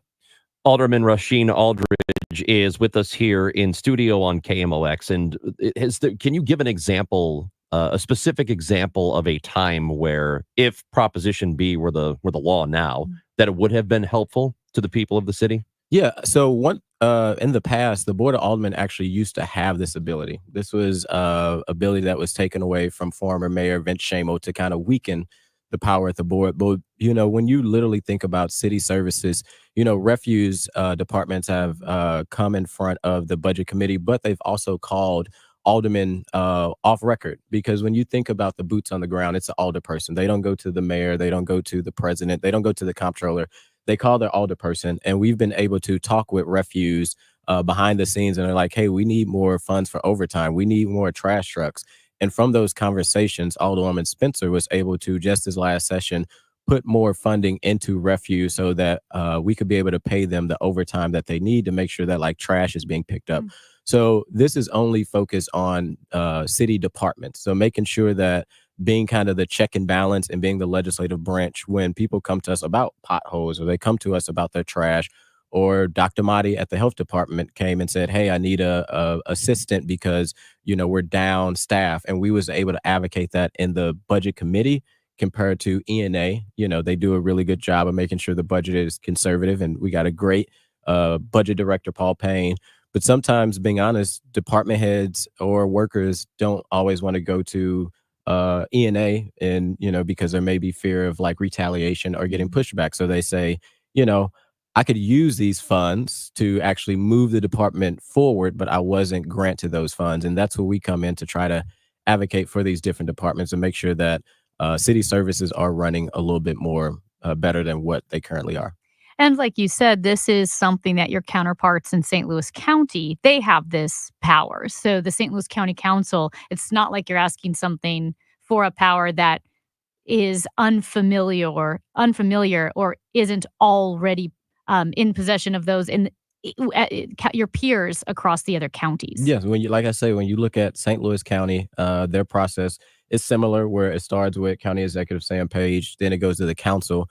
However, they have that ability to advocate, and that's what we're really asking for, is to advocate and make increases in certain departments to be able to support them. Again, coming from the state level, I served on budget committee my whole 5 years. You make a decrease and you make an increase. On the Senate side at the State House, they have that same power all the way up to the federal level. When it's the budget committee of the federal level, they have the increase and decrease ability. But St. Louis has a lot of these wonky things that sometimes hold us back, even the whole setup of like what ENA is. But this is just giving us the same ability that even municipalities like Clayton, Jennings, Dalewood, their legislative bodies have this ability to do that. I think you're probably very aware of how people perceive the current city government and that it's not run particularly well. Do you, in your opinion, how is this city running right now in 2024? You know, I know there's been a lot of dark clouds recently at the Board of Aldermen. You know, we had several alders. A lot of time we talk about the 3 that went away to jail, but there was actually another one as well before that. And I would say under this new 14, that's why I came back home, because I've seen an opportunity to really change the trajectory of what's happening at the board. We've been able to really focus on legislation that, in my opinion, I think is moving the city forward. It's a lot of tough conversations when you talk about like maybe unhoused, but short-term rentals, medical debt forgiveness, a lot of legislation that historically the board has only focused on like giving funds to developers and doing speed humps and stop signs, which speed humps are important because we got a traffic issue in St. Louis. But I would say with the leadership of President Green and the 14 alders, it's a different caliber down at that board. You know, I go to the Board of Aldermen every single day outside of constituent services of emails, working on legislation to try to figure out how do we move this city forward. I think it's going to take some time, but I would say, at least in my ward, people have already seen, I think, change that is coming with just the higher caliber of legislators that's truly focusing on policy, which is our job as a legislative body, is policy and constituent services, but focusing on policy to catch us up to the 21st century. Ward 14 Alderman Rasheen Aldridge with us here in studio. We appreciate your time. Good luck tomorrow. Election day. Well, it's ongoing now until 5 o'clock. You can vote until 5 today. And then tomorrow is the day. So hopefully the weather will not keep people away tomorrow. You can vote all the way up to 7 o'clock. And those early vote numbers are looking good in the city and also in the county. So I think that should be helpful even with the weather. Alderman, thank you. Thanks for having me. It's Chris and Amy on KMOX. We're going to talk some baseball and other stuff. Sports with Matt Pauley. He's next. Woohoo! Another girls' night out. I'm so stressed from shopping. I couldn't find anything. Have you tried shopping jewelry television, JTV? I don't know. Everyone in my family is so different. JTV has thousands of jewelry styles, artisan, diamonds, pearls, colored gemstones, watches, even gift sets. I shop on TV and online. New JTV customers save up to $40 when you shop jtv.com/radio. Now, can you relax? Yes. Another round? Yes. Hi, I'm Angie Hicks, co-founder of Angie. When you use Angie for your home projects, you know all your jobs will be done well. Roof repair? Done well. Kitchen sink install? Done well. Deck upgrades? Done well. Electrical upgrade? Done well. Angie's been connecting homeowners with skilled pros for nearly 30 years, so we know the difference between done and done well. Hire high-quality, certified pros at Angie.com. Is your home ready for the holidays? Beat the holiday rush and call our cleaning heroes at Zero Res. 3 rooms of carpet clean starting at just $129 and take $75 off air duct cleaning. Book online anytime at ZeroResSTL.com. At 11:30, we've got some rain. It is 69 downtown at the Arch. Do you feel like you're being watched while you vote? You are. Poll watchers are individuals who in most states are appointed by political parties or candidates standing for office whose job is to go observe at the polls, make sure all the rules are being followed, that no issues are bubbling up. Attorney Andrew Garber is with the Brennan Center for Justice. He says the vast majority of voters will have no problem at the polls, but if you sense a poll watcher is going above the duties of observer, you should tell your local election authority. Crash on 270 going south at St. Charles Rock Road. The left 4 lanes are closed. 1 lane getting through, says MoDOT. Crash on 70 going west at 6440. That's on the right shoulder. And the forecast is sponsored by Fast Eddie's Bon Air. If you are 21, Fast Eddie's Bon Air, 1530 East 4th Street for great food and entertainment. The home of the Big Hellwood on a Stick, the Big Fat Eddie Burger, and the world-famous Peel and Eat Shrimp. See you at Fast Eddie's in Alton, Illinois. This afternoon, we've got some thunderstorms, high 73 for tonight, some storms, low 65 for tomorrow, a couple of showers, and a high of about 70. Right now, 69 downtown. I'm Michael Calhoun, KMOX News. Broadcasting from the Underline Three Lawyers. GetJim.com studios. KMOX. This is Bernie Miklas. If you'd like to build a home, consider Fisher & Fritchel, a local family-owned company that receives numerous awards for its legendary quality and exceptional customer service. In 2024, they received the Torch Award from the Better Business Bureau and were voted Best Residential Builder by readers of the Post-Dispatch. They're currently building stunning homes and detached villas in Cottleville, Forestell, Lake St. Louis, O'Fallon, and St. Peters, or they can build a home on your land. For details, visit fnfhomes.com. I'm Tom Ackerman with this month's Siteman Cancer Center Spotlight. The director of Siteman Cancer Center, Dr. Tim Eberlein. The new building is going to be focused on clinical care and accrual to clinical trials, and it'll integrate radiology evaluation of patients. Special thanks to Siteman Cancer Center, national leaders in cancer. For more information, go to siteman.wustl.edu. At Odyssey, we believe in casting a wide net to create a diverse and inclusive workforce, as we value the power of community and encourage local organizations to help us in referring qualified applicants to our stations. If you're a community organization interested in receiving our vacancy information, simply email equalemployment@odyssey.com. You'll be directly notified of our open positions. Again, that's equalemployment@odyssey.com. And for our listeners, we invite you to visit odysseyinc.com/careers. There, you'll find an online listing of job openings at all Odyssey radio stations. Do you have shoeboxes full of old videotapes and photos with memories you'd love to share with the family this Christmas? Right now, get exclusive early access to Legacy Box's biggest deal of the year. Digitize your memories for just $9 per tape. That's right, only $9 to preserve and share your precious moments. VHS, VHS-C, Hi8, film reels, and more, saving you over $15 per item. Not to mention, when you digitize your memories now, Legacy Box sends all your memories back on the cloud, so they're easy to access by Christmas, and you can relive them with your family just in time for the holidays. You've heard about Legacy Box all year, but now is the best time to digitize your memories. Hurry, this $9 deal won't last long. Head to legacybox.com/value for early access to our best deal of the year. Don't wait. Secure your digitized memories by Christmas at legacybox.com/value. KMOX proudly supports the Musial Awards, returning to Stiefel Theater Saturday, November 23rd. You can be in the audience for this nationally televised event hosted right here in St. Louis. Named for Stan the Man, the show celebrates the year's greatest moments of sportsmanship and those who embody class and character. Experience the extraordinary moments and people that make the Musial Awards an event like no other. More information can be found at KMOX.com/events. Podcast The Bernie Mickler Show today on the free Odyssey app and follow to receive Bernie's daily take on Cardinals, Blues, or whatever else is in the news. AUDACY. He pulls up, good pass back. Now across Parayko, shoots, and he scores!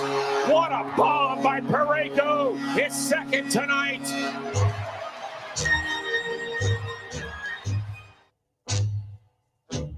Yo, Paulie! Paulie's a great name. Yo, Paulie! What'd you do for Paulie? Anything? Me, Paulie! I was responsible! Paulie, we're here because of you!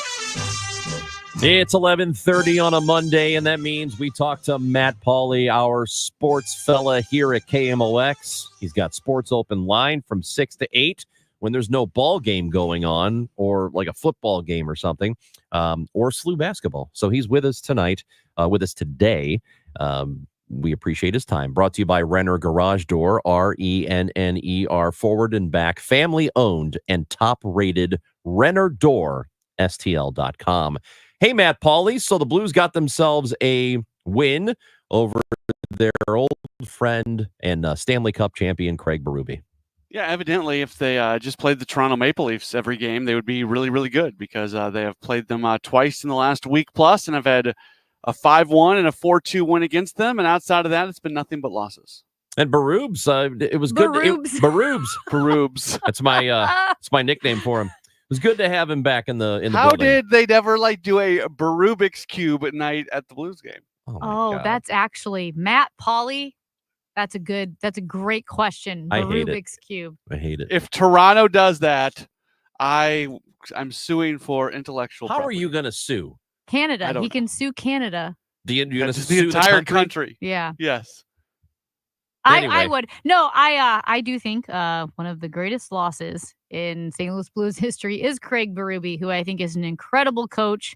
Hate the way he had to leave town, and hopefully the team pulls themselves together.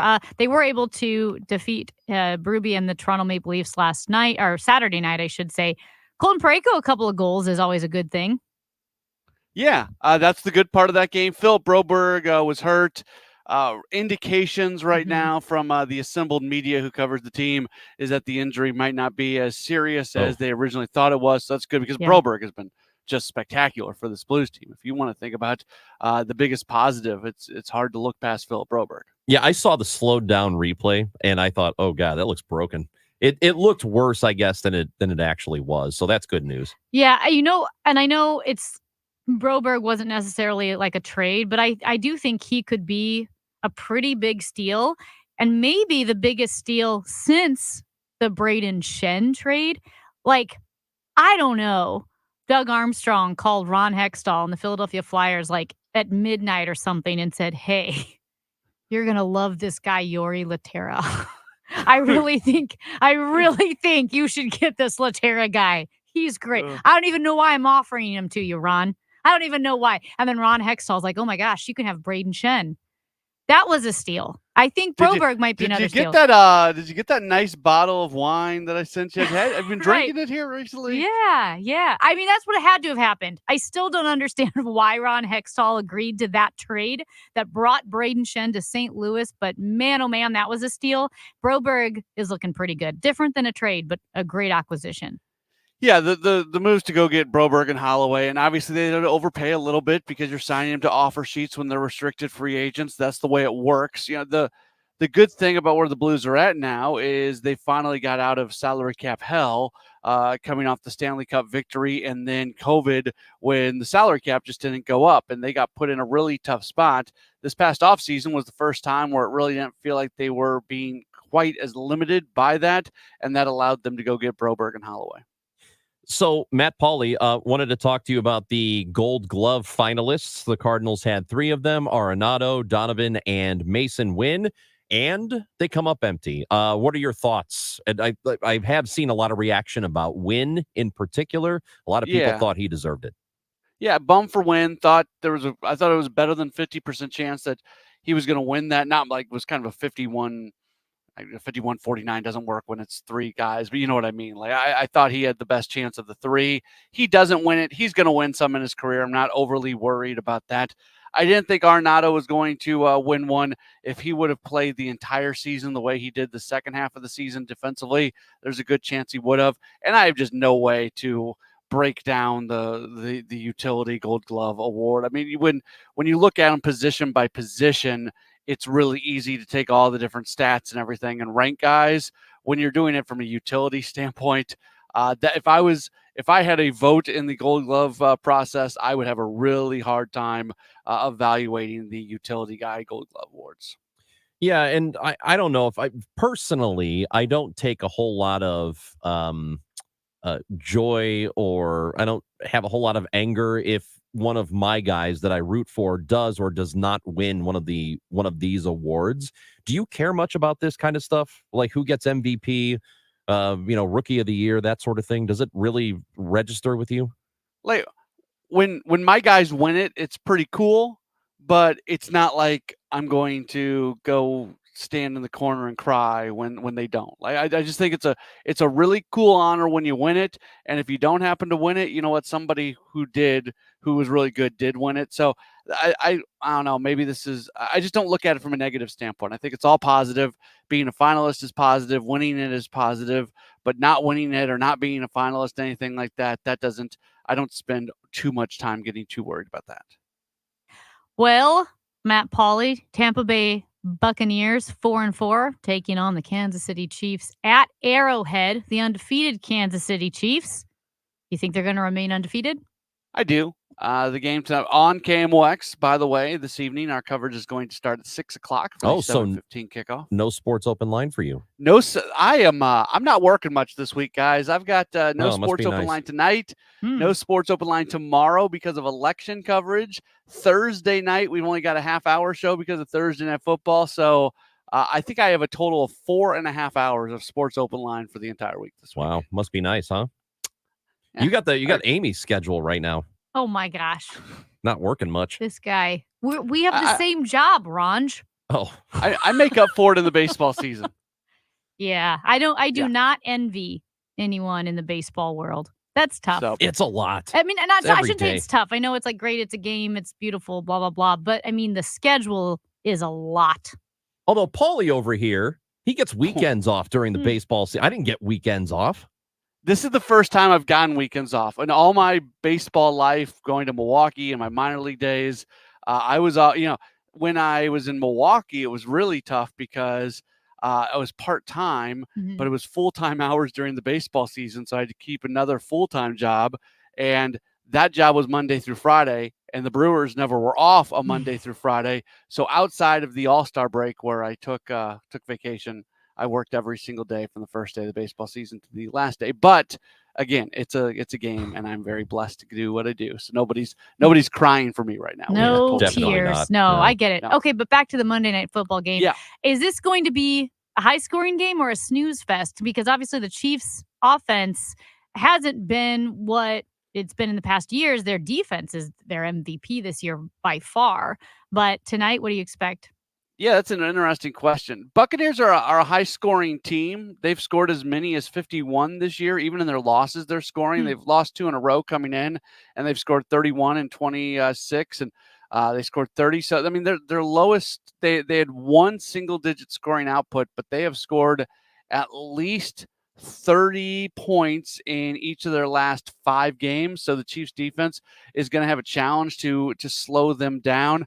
I don't think this is going to be a high-scoring game. I don't think it's going to be a low-scoring game. I think this is just going to be one of those right-in-the-middle kind of games. I think Kansas City is going to end up winning, but this has like 24-21 written all over it. Hey, hold on real quick. Is there there's a college basketball game going. I'm looking at the ESPN and I see this game happen. I'm like, was there a football game going on? There was college basketball happening at the moment. This First is day of the college basketball It's season. opening day for college basketball. Mizzou, Illinois, SLU all playing. In fact, SLU will get started the broadcast in almost exactly 2 hours from now. They will play Santa Clara in the Field of 68 showcase. So how you feeling about the basketball season, Bub? Yeah, I'm excited for SLU, and they're playing in a really cool venue today. They're in South Dakota at the Sanford Pentagon, which is just this classic basketball venue where they play a lot of games during the course of the year, and that community really does a nice job of supporting the games that come in. There's all these random neutral site games that end up in South Dakota, and they do a really, really good job of just supporting those games that come in. So what are you I'm excited. At? No. Finish your thought, Matt. Okay. I'm sorry about Amy. She's laughing. Yes, I'm excited for SLU. I'm excited for the Josh Schertz era. I think this is a team that has the possibility of being an NCAA tournament team. They should be a team in the upper echelon of the A10. Not that the A10 is an especially good league. It's probably a one-bid league, so they're probably going to have to win it all to get in. But this is going to be a really fun, exciting year of SLU basketball. And now what were you laughing about, Amy? I was just laughing because I do like how anytime someone's looking for a neutral site, like where's a place where, like, I don't know, nobody knows anybody, there aren't a lot of fans, no one's gonna care. South Dakota. It is like we know South Dakota has Mount Rushmore. That's why people go. But you're not Deadwood's in South Dakota. I just feel like South Dakota cool. is I think it's great that whenever you're looking for a neutral spot, you just go to South Dakota. That's what I would do. I'd be like, I don't know. I mean, most neutral site games are like at the Barclays Center and I think Ohio State and Texas are playing in Las Vegas today, so that's where a lot of them are. I don't like that. So when I was broadcasting college basketball, I have been to both South Dakota and South Dakota State. And I'll tell you what, those people in those communities, man, oh man, those are tough places to play. You don't see a lot of teams go into those places. It's the people in South Dakota. I'll give them credit; they are good sports fans. There you go. Amy was laughing at South Dakota. I don't think that's She nice. was. I think it's really listen, we're in Missouri, guys. Hey, by the way, a real quick sports thing before we go away. Did you guys see Saquon Barkley's yes. He leaped over a defender backwards. It was awesome. A backwards hurdle. Never seen that before. It was crazy. That was awesome. Yeah, it's like something from the Matrix. So if you have not seen it, if you're listening to the show right now, the first chance you get, don't do it in your car while you're driving. Wait till you get home and look up Saquon Barkley's backwards hurdle. It's the coolest thing I've ever seen. Hey, the athleticism blows your mind. Dude. I mean, I trip over an ottoman. This guy's backwards hurdling. Unreal. Professional athletes. Unreal.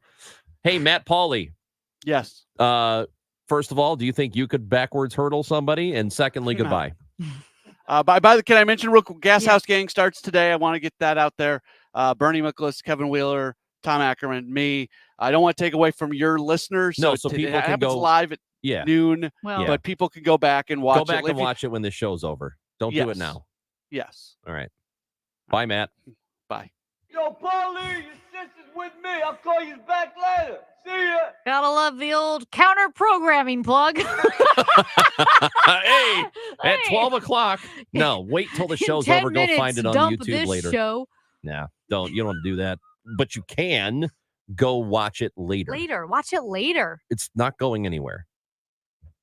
Right? But we might be if you stop listening to us. That's right. Yeah, don't stop listening to us. That would be really bad. Really bad. For you and me. Quincy Jones died. Yeah, he did. Why are you laughing about that? That's not funny. I'm not laughing. But we are going to talk about that. Talk about that next. Everywhere you look, things are getting more expensive. So at Consumer Cellular, we're lowering the price for those 50 and up. Now you can get unlimited talk, text, and data for $30 a line when you buy two. That's just $60 a month for 2 unlimited lines. So if you're 50 and up, make the switch and save.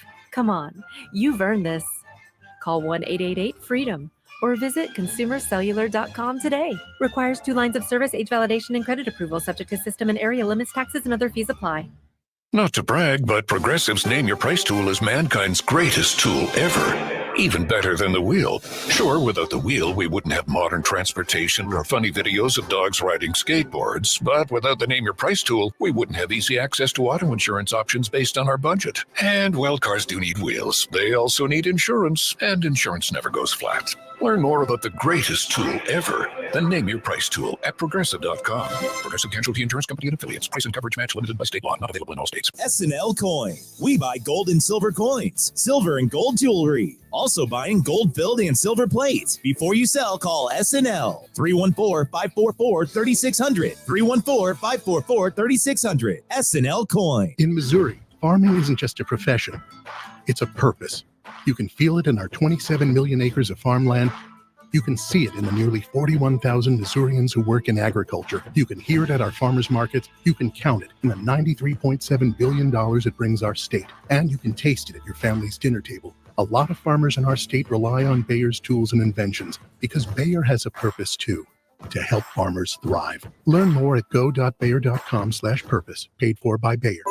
Do you have shoeboxes full of old videotapes and photos with memories you'd love to share with the family this Christmas? Right now, get exclusive early access to Legacy Box's biggest deal of the year. Digitize your memories for just $9 per tape. That's right, only $9 to preserve and share your precious moments. VHS, VHS-C, Hi8, film reels, and more, saving you over $15 per item. Not to mention, when you digitize your memories now, Legacy Box sends all your memories back on the cloud, so they're easy to access by Christmas, and you can relive them with your family just in time for the holidays. You've heard about Legacy Box all year, but now is the best time to digitize your memories. Hurry, this $9 deal won't last long. Head to legacybox.com/value for early access to our best deal of the year. Don't wait. Secure your digitized memories by Christmas at legacybox.com/value. This November, you have a direct say in voting to retain or qualify and impartial judges. Missouri's nonpartisan court plan has been called a model for the nation and has been adopted successfully in over 30 states. The nonpartisan court plan ensures our judges are selected based on their qualifications and ethical standards, not politics. It is important that you vote yes to retain our judges this election cycle. On November 5th, don't skip the judges. Vote yes to retain our qualified and impartial judges. Paid for by citizens from Missouri courts. Sidney Dooley, Treasurer. The choice of a lawyer is an important decision and should not be based solely on advertisements. At Onder Law, we deliver big judgments for the little guy. Onder Law takes on the biggest industries and holds them accountable. Call today for a free review at 314 or 618-9000000. The Doctors of Ophthalmology Associates are pleased to welcome Dr. Samuel Berry to the practice. He joins Doctors Birdie, Malhotra, Brasati, and Royer as the Doctors' Doctors. 314-966-5000 or youridoc.com. The American Cancer Society calls upon Black women from all walks of life to join Voices of Black Women, a groundbreaking research study led by the American Cancer Society. Voices of Black Women is designed to better understand why and how cancer and other health conditions impact Black women. Go to voices.cancer.org. I'm Kevin Wheeler. This is KMOX, the voice of St. Louis. I would rather listen to Fran Drescher for 8 hours than have to listen to Michael McDonald. Nothing against him, but if I hear Yamo Be There one more time, I'm going to Yamo burn this place to the ground. Such a smart ass. Get back on the floor.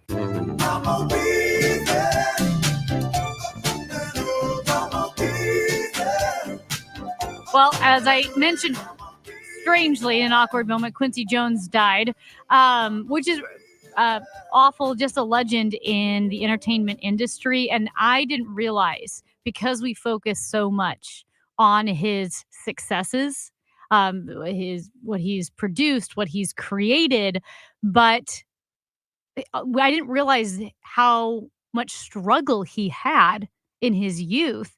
Well, first of all, he did survive a brain aneurysm when he was younger. In 1974, he was 41 years old. He underwent brain surgery, and then right afterwards was told he had a second aneurysm that was, quote, ready to explode. He underwent surgery again. At the time, he was told he had a 1 in a 100 chance of surviving. He said literally it was like waiting for someone to blow his brains out. That's what he felt like, because it was going to explode. But when he was 14, he fled home. He left home. He had an abusive stepmom who he said didn't call him by his name until he was 57. He joined the National Guard. He lied and said he was 18, even though he was only 14 years old. He was met with extreme racism while he was there. Also during this time, he was going to a rodeo with friends when a bus hit them. He said everyone in his car died except him. The scene was gruesome. It left him traumatized. And he said that he never learned to drive because of that. So he Wow. couldn't drive again. And then he continued to persevere through all of that and have the career that he'd had, which is really, really remarkable. I think perseverance, resilience is so admirable. It is. And then what he turned into in terms of his career as a producer, just prolific and very heavily involved with a lot of Michael Jackson music. Frank Sinatra. Frank Sinatra, Fly Me to the Moon with the Count Basie band in the background. That is, Fly Me to the Moon is a Yeah. Quincy Jones. You know what joint. else is? I didn't know that. You know Leslie Gore? It's my party and Yeah, I'll yeah. cry if I would. He was 16 years old when he produced that. Quincy Jones. Wild. Absolutely prolific. And he passed away at the age of 91. So Take it back. Sorry. lost He a was not legend. 16. Sorry. Leslie Gore was 16. Leslie Gore he was was 16. young in his career. She was 16. He was young, not 16. Yeah, but think about that. Yeah. Like the several decades of work. Yeah. I don't know if there's been anybody more prolific than that or ever will be. A lot of people talk about Rick Rubin, and he's great. He's had a huge list of songs and artists that he has helped. But Quincy Jones, man, that's as good as it gets. You mentioned Michael Jackson. He produced Off the Wall, Thriller, and Bad. That's an incredible run of 3 albums from Michael Jackson.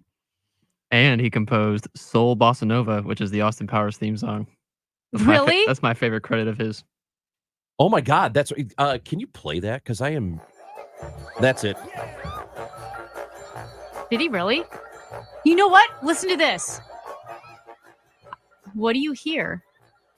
I hear like a little bit of the Sanford and Son, and he wrote the theme music for Sanford and Son and the Fresh Prince of Bel-Air. Fresh Prince of Bel-Air. Yeah. I didn't know he did Austin Powers. Wow. It wasn't for Austin Powers. It was a song that Austin Powers picked up, but it was called Soul Bossa Nova, I think from the 50s or 60s. Oh, wow. And you know what? I didn't know that either. I thought that it was written specifically for the movie. That's unbelievable. I mean, Wow. think of all of these, how much of pop culture references when it comes to music, theme songs from Michael Jackson, Thriller to Sanford and Son to, like you just played,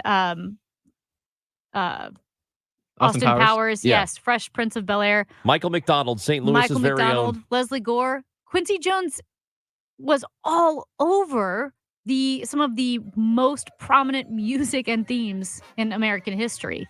That's Amy Marks Kors. I'm Chris Ranji. We asked you the question earlier.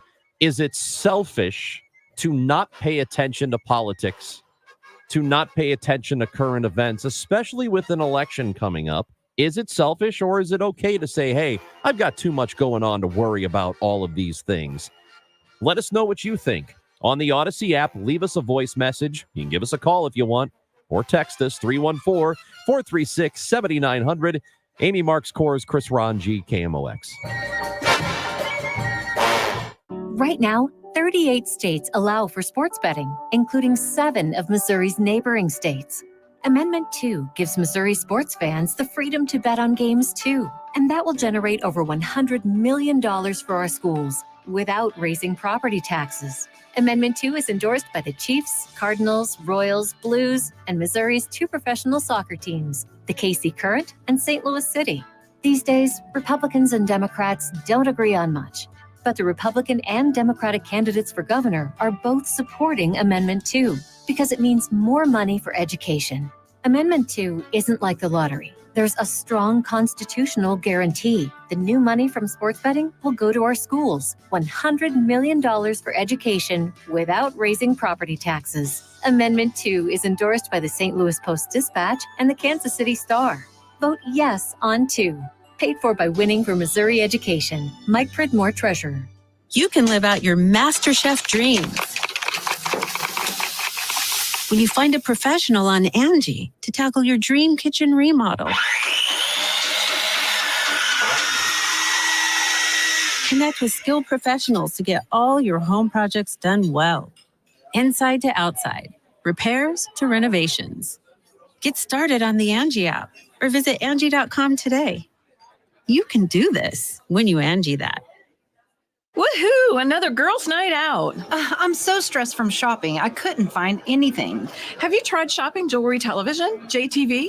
I don't know. Everyone in my family is so different. JTV has thousands of jewelry styles, artisan, diamonds, pearls, colored gemstones, watches, even gift sets. I shop on TV and online. New JTV customers save up to $40 when you shop jtv.com/radio. Now, can you relax? Yes. Another round? Yes. KMOX, KECK HD2, K254CR, St. Louis. The legendary voice of St. Louis, KMOX. Always live on the free Odyssey app. Why do the national tax resolution firms need the tiny fine print at the bottom of all their TV ads? Hi, this is Lance Story with the Lance Story Law Firm. You don't hear fast-talking disclaimers in our ads because the claims we make are 100% transparent. The Lance Story Law Firm primarily focuses on one thing, IRS problems, and we're regulated by the Bar Association, and we have a AAA rating with the Better Business Bureau. IRS issues are serious legal issues. The Lance Story Law Firm has helped thousands of clients navigate the best resolution plans, and we tell you up front exactly how much it'll cost. Tax resolution law is all we do. So before you send money to some out-of-town, high-pressure salesperson, give us a call at the Lance Story Law Firm, located right here in St. Louis. Call today to schedule your free consultation with me, 314-260-6120, or visit lance.drurylaw.com. The choice of a lawyer is an important decision and should not be based solely upon advertisements. It is 12 noon in mid-America. We've got rain. It is 70 downtown at the Arch. This news update is sponsored by Michael's Flooring Outlet, the flooring experts, michaelsflooringoutlet.com. Election turnout in St. Louis shows no signs of slowing down headed into the big day. On Election Day Eve, turnout remains high in St. Louis City as people are continuing to take advantage of opportunities to vote early. Looking inside the headquarters for St. Louis City right now for the election office, and there is just a snake of people in line waiting to vote, but the line is moving quickly here. I spoke to one woman who said she walked away from another satellite location where it was around a 2-hour wait, and so that it took about 30 minutes for her to get through the line here at the St. Louis City headquarters. In downtown St. Louis, Sean Malone, KMOX News. Voters are deciding Missouri's race for Attorney General. Democrat Alad Gross, St. Louis area attorney, is running against incumbent Andrew Bailey.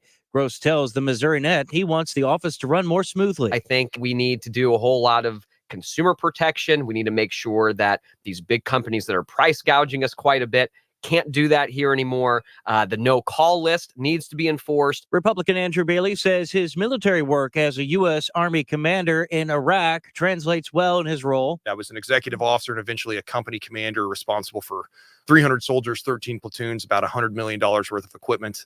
Those are real life leadership and management experiences that I learned on the job in my 20s that I carry with me today to lead an organization the size of the Missouri Attorney General's office. Libertarian candidate is Ryan Monroe. Stuart McMillan, KMOX News. Quincy Jones, the music titan who worked with everybody from Frank Sinatra to Michael Jackson, has died. Roots in 1977.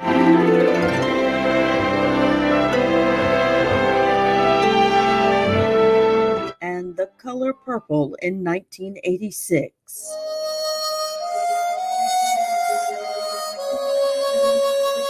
Just two soundtracks from the multi-talented Quincy Jones, who died Sunday night at his home in Los Angeles at the age of 91. Jones's vast legacy ranged from producing Michael Jackson's Thriller album to collaborating with Frank Sinatra, Ray Charles, and hundreds of other recording artists. His family released a statement saying, "Although this is an incredible loss for our family, we celebrate the great life that he lived and know there will never be another like him." Quincy Jones, dead at 91. I'm Donna Warder. The KMOX Business Desk, more people considering only used cars. More Americans, even those with comfortable incomes, are dropping out of the new car market. According to Cox Automotive, the average price of a new car this year is more than $48,000. That's up 21%. American shoppers expect to pay $35,000 or less for a new car, according to Edmunds.com. Kimberly Adams, Bloomberg Radio. The Dow from Stifel's down 200 points to 41,851. Crash on 255 going west at 55 south. That's on the right shoulder. Remaining wet this afternoon with periods of rain, some of it heavy, even a thunderstorm, a gusty wind. It'll be warm but humid, the high 73. Windy, warm, and humid tonight. A couple more showers and a heavy thunderstorm, low 65. I'm AccuWeather meteorologist Joe Lundberg on the Voice of St. Louis, KMOX. Sponsored by Financial and Tax Strategies. We've got rain and 70 in Florissant and St. Peter's and downtown at the Arch. I'm Michael Calhoun, KMOX News. It's never too early to start thinking about your retirement journey, and it's never too late either. You just need to know that the steps may look a little different. Listen to Wealth and Wisdom with Gary Goldberg, Saturday mornings at 7 here on KMOX. The Chris and Amy Show, sponsored by St. Louis University Billikens Basketball. Choose your seats for 5 or more games and receive savings off the single game ticket price with a 5-game mini pack starting at $75. Purchase now at slubillikens.com. Why does everything have to be us? Is there no me left? Why can't there be some things just for me? Is that so selfish? Actually, that's the definition of selfish. Chris and Amy Show on KMOX. The election is tomorrow. There's still early voting that goes on until 5 o'clock today. If you're in the county, you got to find one of those specific places that you can early vote. Weather's stinky. It might be a little stinky tomorrow, too. So you're going to have to brave it up. You're going to have to just go and vote and do it and don't be a big baby. We know it stinks, right? You don't want to stand in the rain. Well, If mailmen can do it, you can do it. If the postal worker can do it, you can do it. I agree. And you know what? It's not cold. It's not 37 and raining. Right. Which is the worst. Right. It's going to be in the 60s or I think 74 today. So all you need is an umbrella or maybe a light water repellent jacket. Yeah. You should be fine. Tomorrow it will be 66 degrees. But I don't think it's supposed to rain like it is today. Yeah, I don't know. I mean, the forecast says it will, but I don't think it's going to be as I bad. love weather speculation on the radio station where you get news, weather, and sports and traffic. I'm looking at the weather. We only speculate. I'm not speculating. I'm looking at it right here. Okay, It's right in my so face. we did ask you on on the radio and then on the Twitter page as well at Chris and Amy or at Chris Amy KMOX. Is it selfish not to pay attention to politics? Like you just have to step aside. So we want to hear from you. We also want to hear from you too about the 30,000 foot perspective that you have, if you have one, going into tomorrow and the election and the couple of days after that as we sift through all the election results and we have a new president sooner rather than later. What are your thoughts? Do you feel somewhat catastrophic? Do you feel stressed? Do you feel anxious? Do you feel ultimately like it's going to be okay? I was talking earlier how, especially if in some of the faith-based narratives, that it sometimes I feel like this Christian nationalism, right, that we're seeing on the right permeates a lot of conversations. And it does almost feel like people are talking, not just catastrophizing the election and potential results, but I really am uncomfortable with how religion and politics have gotten almost inextricably intertwined, where you can't tell if someone's reading a Bible verse and talking about faith or like applying it to politicians like Donald Trump or Ted Cruz. And here's the thing. Here's what I'm telling anybody.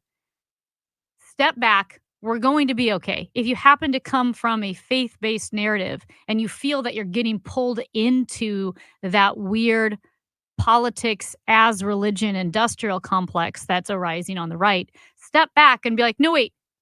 Jesus is not like American. God is not American or Republican or Democrat. He's much bigger than all of this election. When you look at world history, when you look at the course of human events, this is one election. There was one 4 years ago. There will be one 4 years from now. And 4 years is a blip in the continuum of time. And while matters are important, this is not the end of the world. It's not the end of democracy.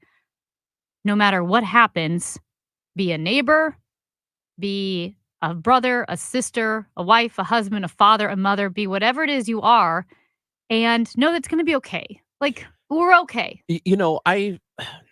My concern, the only concern I really have about what happens tomorrow and then in the days after is the same sort of stuff that happened 4 years ago.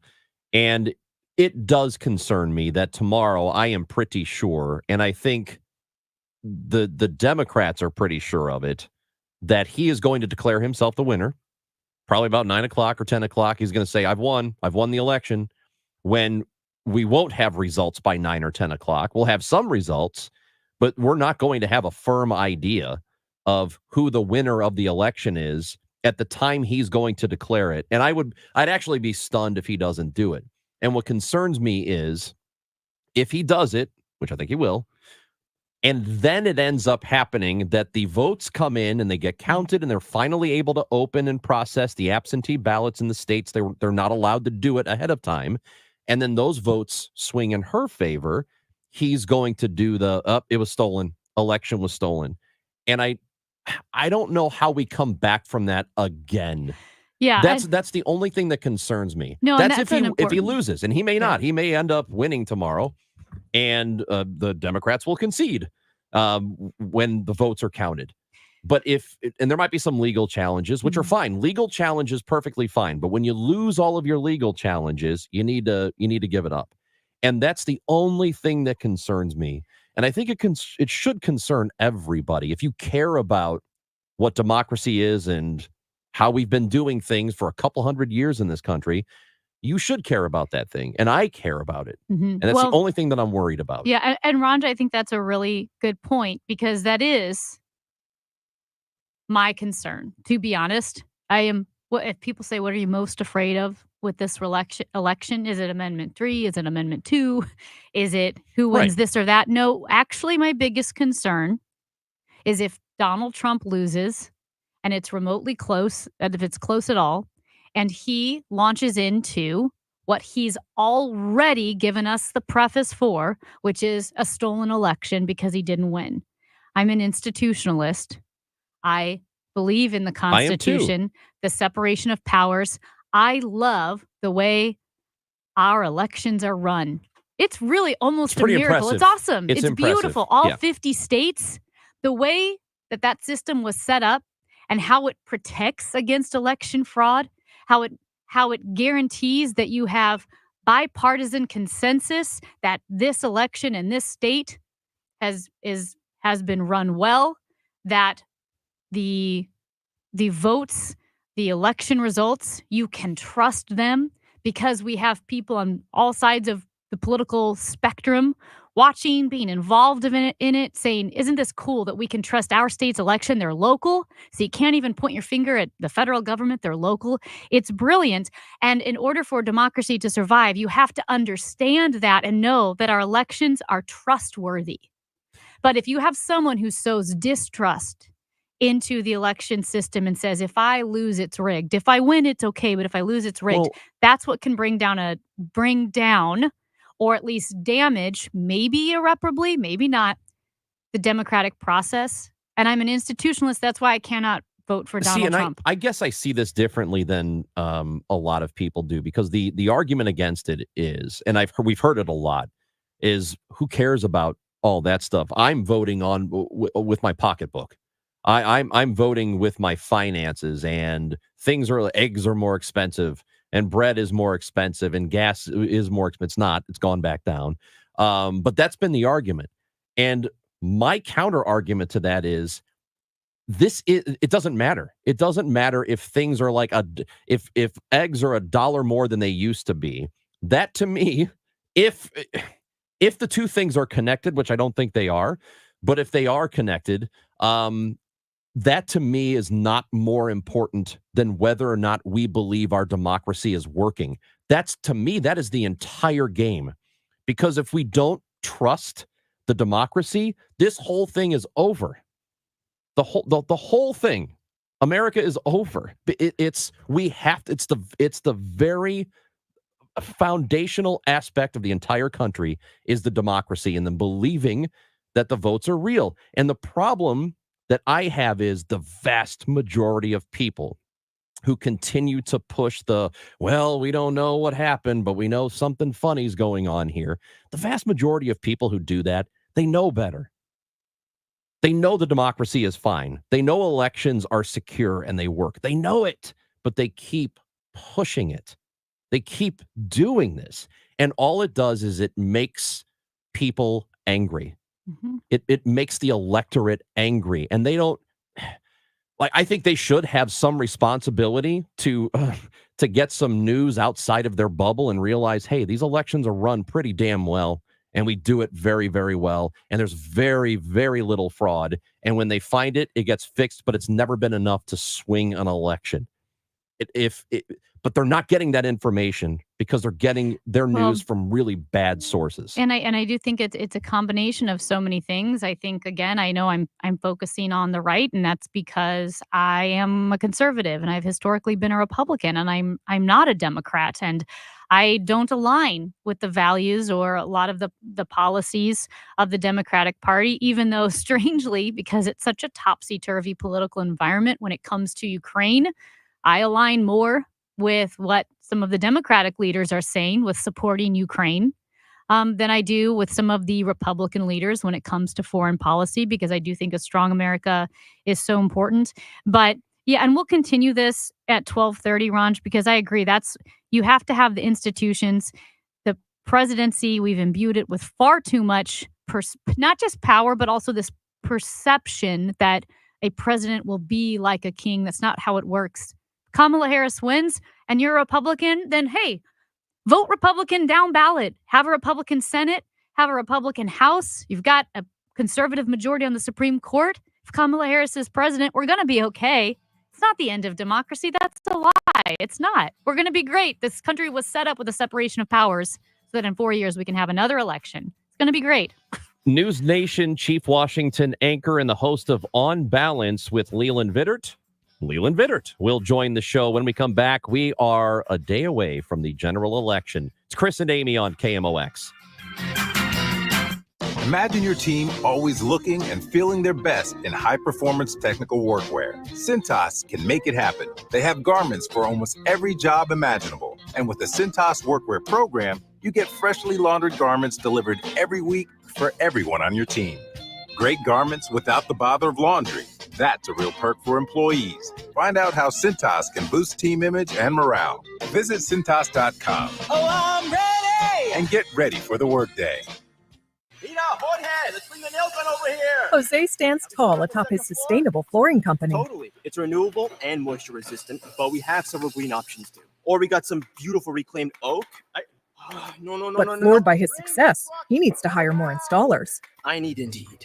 Indeed you do. Put our matching platform to work so you can spend less time searching and more time connecting with talented candidates. Visit Indeed.com/credit and get $75 towards your first sponsored job. Terms and conditions apply. The Musial Awards return to Stiefel Theater Saturday, November 23rd. You can be in the audience for this nationally televised event hosted right here in St. Louis. It's a night to be entertained and inspired. Tickets at musialawards.com. Do you owe $10,000 or more in credit card debt or personal loans? With credit card debt at all-time highs, Debt Relief Advocates is urgently notifying consumers of debt relief now being made available, designed to aid consumers with out-of-control credit card debt. Those who qualify and enroll for this relief program will only have to pay back a fraction of what they owe. This is not bankruptcy or a debt consolidation loan. This is a relief program that credit card companies would rather you not know about, as it ends your debt nightmare and saves you lots of money. Consumers owing at least $10,000 in credit card debt or personal loans can now take advantage of this debt relief as the cost of living skyrockets. Debt Relief Advocates has established a relief hotline for you to call to learn what debt reduction you may qualify for, so don't wait. For this free information, call the Relief Hotline at 800-525-8448. 800-525-8448. 800-525-8448.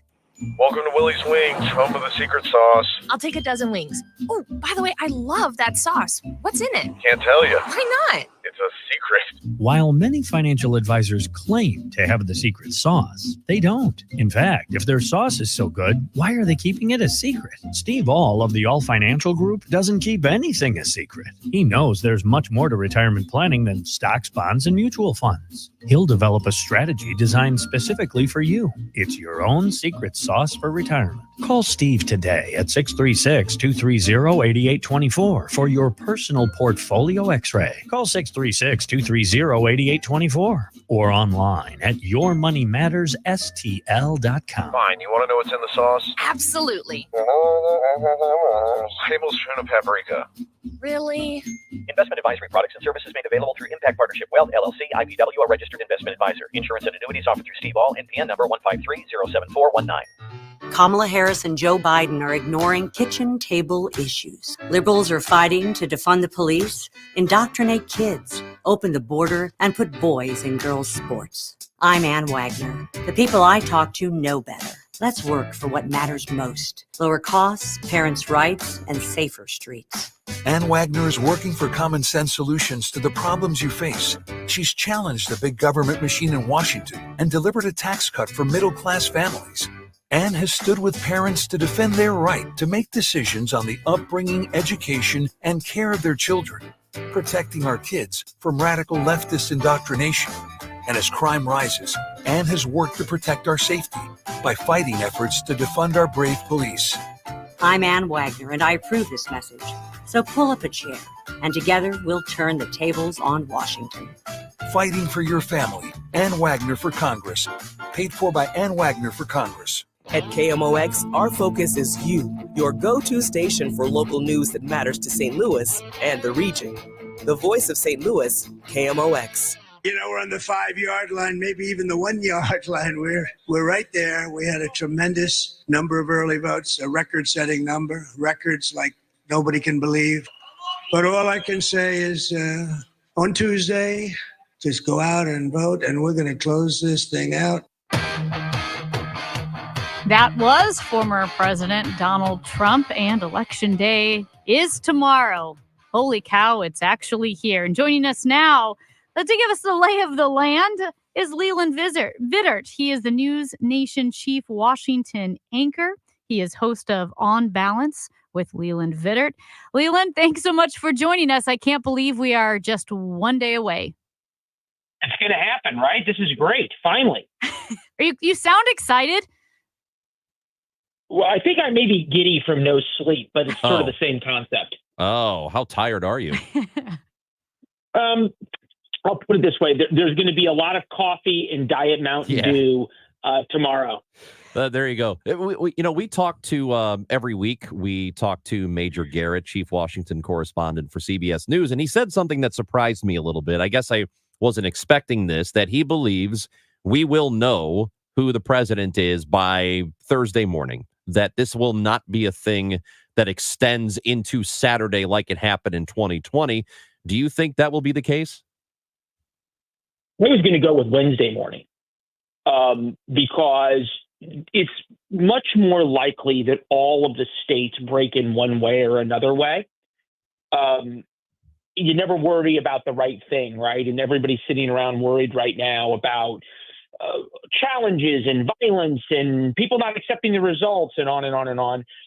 I don't know what we're supposed to be worried about, but I always think you don't worry about the right thing. So therefore, this thing is going to be over pretty early. One way or the other, the polls are going to be wrong, and they're going to be wrong enough, as they always are, that it tells us definitively who's the president.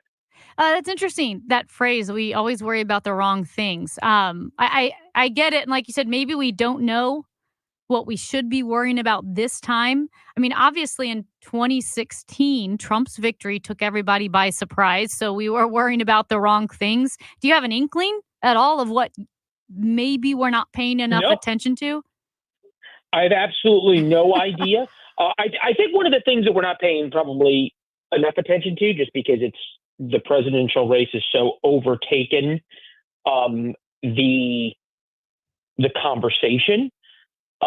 We have not paid enough attention to the Senate, which I think could be very interesting. And it could go as far as Democrats holding 50-50, and therefore, in that scenario, Kamala Harris wins, and you now have Tim Walz as the president and tiebreaker of the Senate. I think it could go all the way to Donald Trump winning, and you get Republicans plus 3 or 4 in the Senate. So I think we're not taking into account, when we look at it's going to be so close, it's going to be so close, it's going to be so close, that if everything swings one way or everything swings the other way, right, that all of a sudden you're going to be looking at a very different picture than, America is so close. The outcome will be much, much sort of a stronger statement. What about some of the issues? For instance, abortion, a huge issue here in Missouri. We have Amendment 3. It would enshrine abortion rights in the Missouri Constitution. Those who are opponents of the amendment feel that it's too broad in scope and that really too indefinite in any potential limitations. They think it's too broad, but a good chance it passes. We have the post-Roe world with the Dobbs decision. Is there any more clarity after this election, or is it still going to be worked out even in states where abortion rights are enshrined? Well, if Kamala Harris wins and Democrats still have the Senate, then you could, and she said she'd break the filibuster, so you could imagine a federal abortion rights legislation that would quote unquote enshrine Roe. I think, the flip side of this, and what we have to sort of look at, is the reason the polls were wrong in 2022, and people forget that, but they were wrong significantly, is because of the issue you just brought up, which is abortion. We meaning the media, pollsters, whatever, collectively underestimated the power of that issue and the turnout of young single women and young women, especially young college educated women. So if that holds, then we wake up on Wednesday morning to a pretty amazing landscape. It seems to me the conventional or the common wisdom right now is that Republicans will win the Senate, just a matter of by how many seats that's going to happen. And Democrats probably are going to take the House. We really don't know what's going to happen with president here. Does that seem to be, in your opinion, probably the way that things are going to go? No, because you're talking about that our probability model for the House is 55 or 53, 47 for Republicans. Our probability model for the Senate is higher for Republicans taking. But if you think about this like Vegas or go down to the riverboats in St. Louis, if you flip a coin, if you have odds in the casino of 55-45, the House wins. They can build a casino based on those odds because the game's played so many times. 55-45 on a single coin flip, a single blackjack hand, a single roll, single roulette roll. That's not really any different than 50-50 practically. And that's where we're at right now, which is that it could go either way. I think the different question is when people are looking at it could go either way, they're thinking, it's going to go really closely one way or the other. I think the different argument is that when it goes, it's going to go one way much harder than people think. Do you think we will see record turnout even higher than we saw in 2020 when it comes to voting? That's a great question. We're seeing record early vote turnout. I think in Georgia, I think well close to 50% of the vote is going to be early vote, which tells us we could get really early results. I mean, Georgia's going to give us 70% of their vote by 8 p.m., which is great. And that's how democracy should work. People should vote. And I think we have to wait and see whether the early vote numbers in Pennsylvania, the surge in Pennsylvania and in Wisconsin, in Arizona, if that's new Republican voters or whether that's just the same Republican voters voting early. Leland Vittert with News Nation, the chief Washington anchor and host of On Balance with Leland Vittert. We appreciate your time as always. Thank you for joining us today. Great talking. Good luck tomorrow.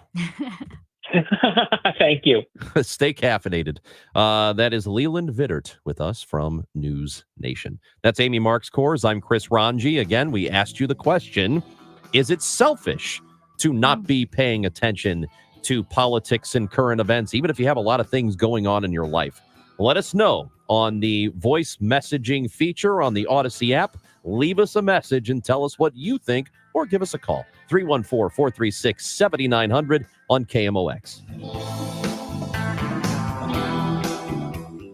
Prescriptions require an online consultation with a healthcare provider who will determine if appropriate. Restrictions apply. See website for details and important safety information. Subscription required. Price varies based on product and subscription plan. Hi, I'm Dr. Peter Stahl, board-certified urologist and senior vice president of men's sexual health at HIMSS. I've helped many guys with ED in my 12 years of practice. But now you can get world-class care for ED 100% online by going to HIMSS.com. So what are you waiting for? To start your free online visit and find ED treatment at up to 95% off brand name prices, go to hims.com/joy. If you need bold banners to boost your business, but you're on a budget, think Staples. Because now at Staples, you can save up to $50 on your print purchase. From posters and flyers to signs and menus, Staples can print anything you need to move your business forward. And with Staples Print Perfect Guarantee, it's done right or it's printed again free. Plus, same-day service is available on hundreds of items if you order by noon. Get it printed right at Staples. And now get up to $50 off your print purchase. And 76, visit staples.com/print for details. The choice of a lawyer is an important decision and should not be based solely on advertisements.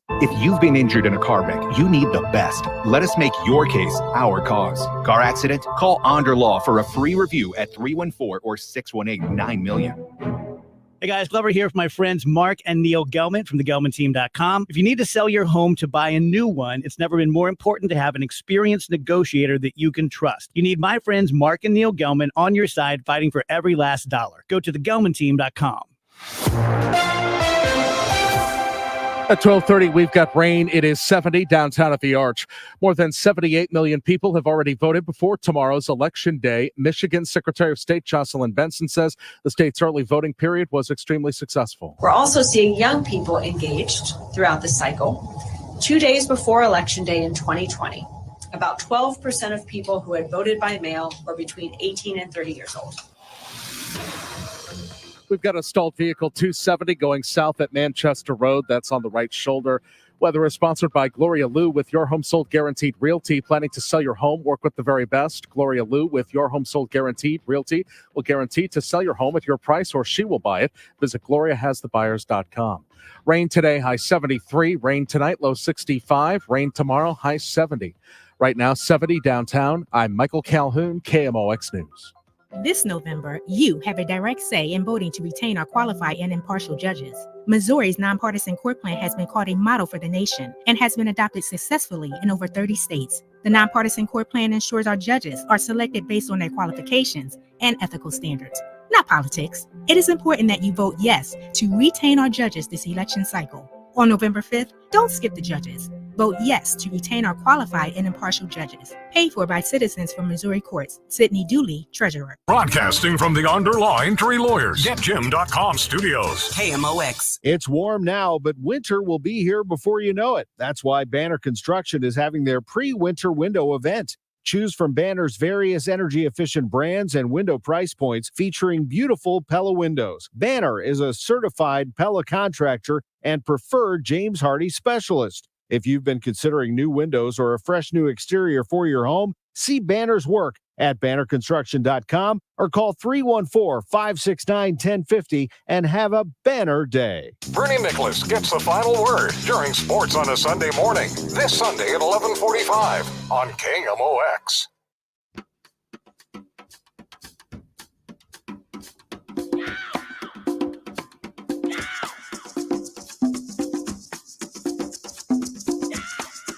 Hey, Amy, just real quick before we get into the topic. Yeah. I just thought of this. Do you know what it's called if you go to the store and pick up a bottle of water? No. It's called an acquisition. Do you like that? Do you like that? I think it's good. It's pretty good. I like it. He was so Thank you. excited. He was so excited to say that joke. Yeah. I made sure that I told him on the air. I don't know if you were listening earlier and you heard about the corporate crop top. Yeah, corporate crop How top. now you're allowed to wear crop top to work. And I think even though I own far too many crop tops, because I think for the most part you can always be like 4% slutty. I think, I own a crop top. I whatever, tasteful. Never wear it to work. Would never wear it to work. It's inappropriate. Sure. A crop top is inappropriate work attire. And I was saying, because Ron goes, "Oh, you've never worn a crop top to work?" No, I haven't. I have a long torso. I have to buy extra long shirts. Yeah, you do. And he said, "Why didn't you say that?" And I said, "Because it's boring. It's a boring fact. Nobody cares I have a long torso and and have to buy extra long shirts and high-waisted pants." And then I said, what stopped you from telling a boring story before? Now suddenly you're against it? I can't believe it was a Wall Street Journal article about the corporate crop top, and that's crazy to me. It's insane. Hey. At any rate. So we've asked the question, Yep. if you think it is a selfish act to not be paying attention to all of this stuff, of the election, politics, current events. And my argument is I get it.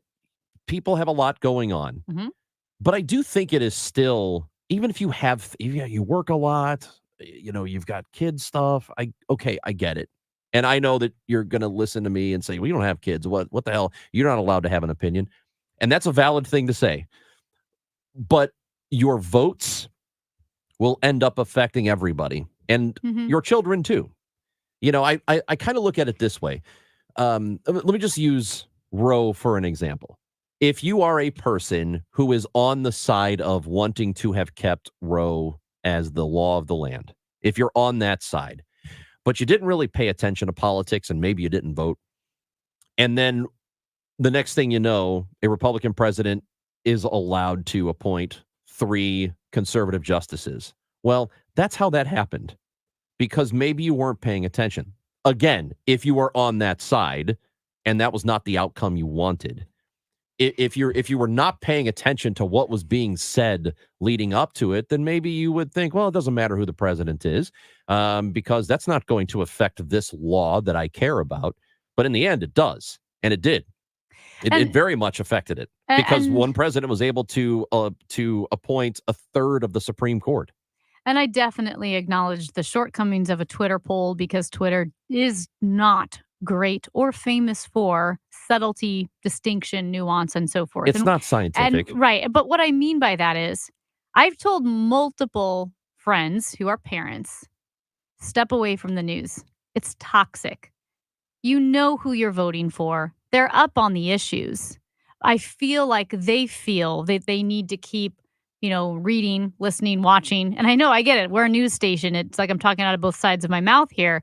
But I do think at some point, especially for parents, they are so often parents are just trying to stay above water. They're just treading water when it comes to schools, bullying, health issues. We talk about the processed foods, phone time, having kids and trying to work on helping them to eat healthy food and to stay off social media and their smartphones. That alone is an impossible full-time job, and it's mentally exhausting. So I get when you then throw in politics, you feel like your head might explode. You feel depressed, you feel hopeless, whatever it is.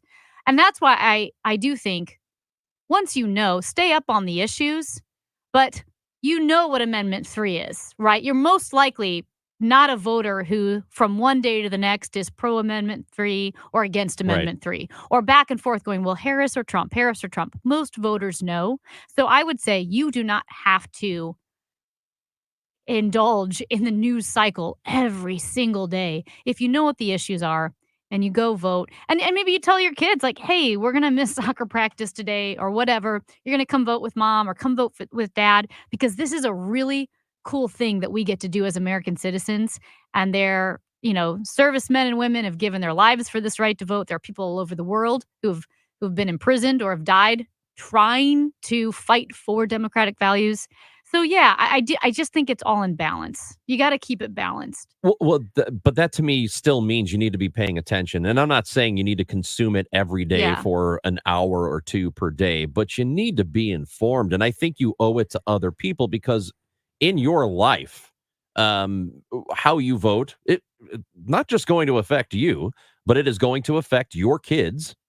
And it may not be immediate, and it may not be clear in the moment how, but 4 or 5 years down the road, you go, well, why did this thing happen? Well, it's because of how people voted 4 or 5 years ago that it's now affecting you. But it also affects everybody around you too. And that's why I think it is imperative to spend, no matter how busy you are, to spend at least a little bit of time trying to get to know what's going on in the world and trying to get to know what's going on, not just locally, but around the country. I think it's upon people that they should have to do that, because it is quite the luxury that we have in this country to want to even blow off an election altogether. Like, I'm not going to vote. These people are there are people stupid. Yeah. There are people in other countries that would kill for that. So they would kill to have what you have. They've been killed because they've been outspoken about their want for a democracy. And I know, again, you just got to take the 30,000 foot view. I've already, talked about how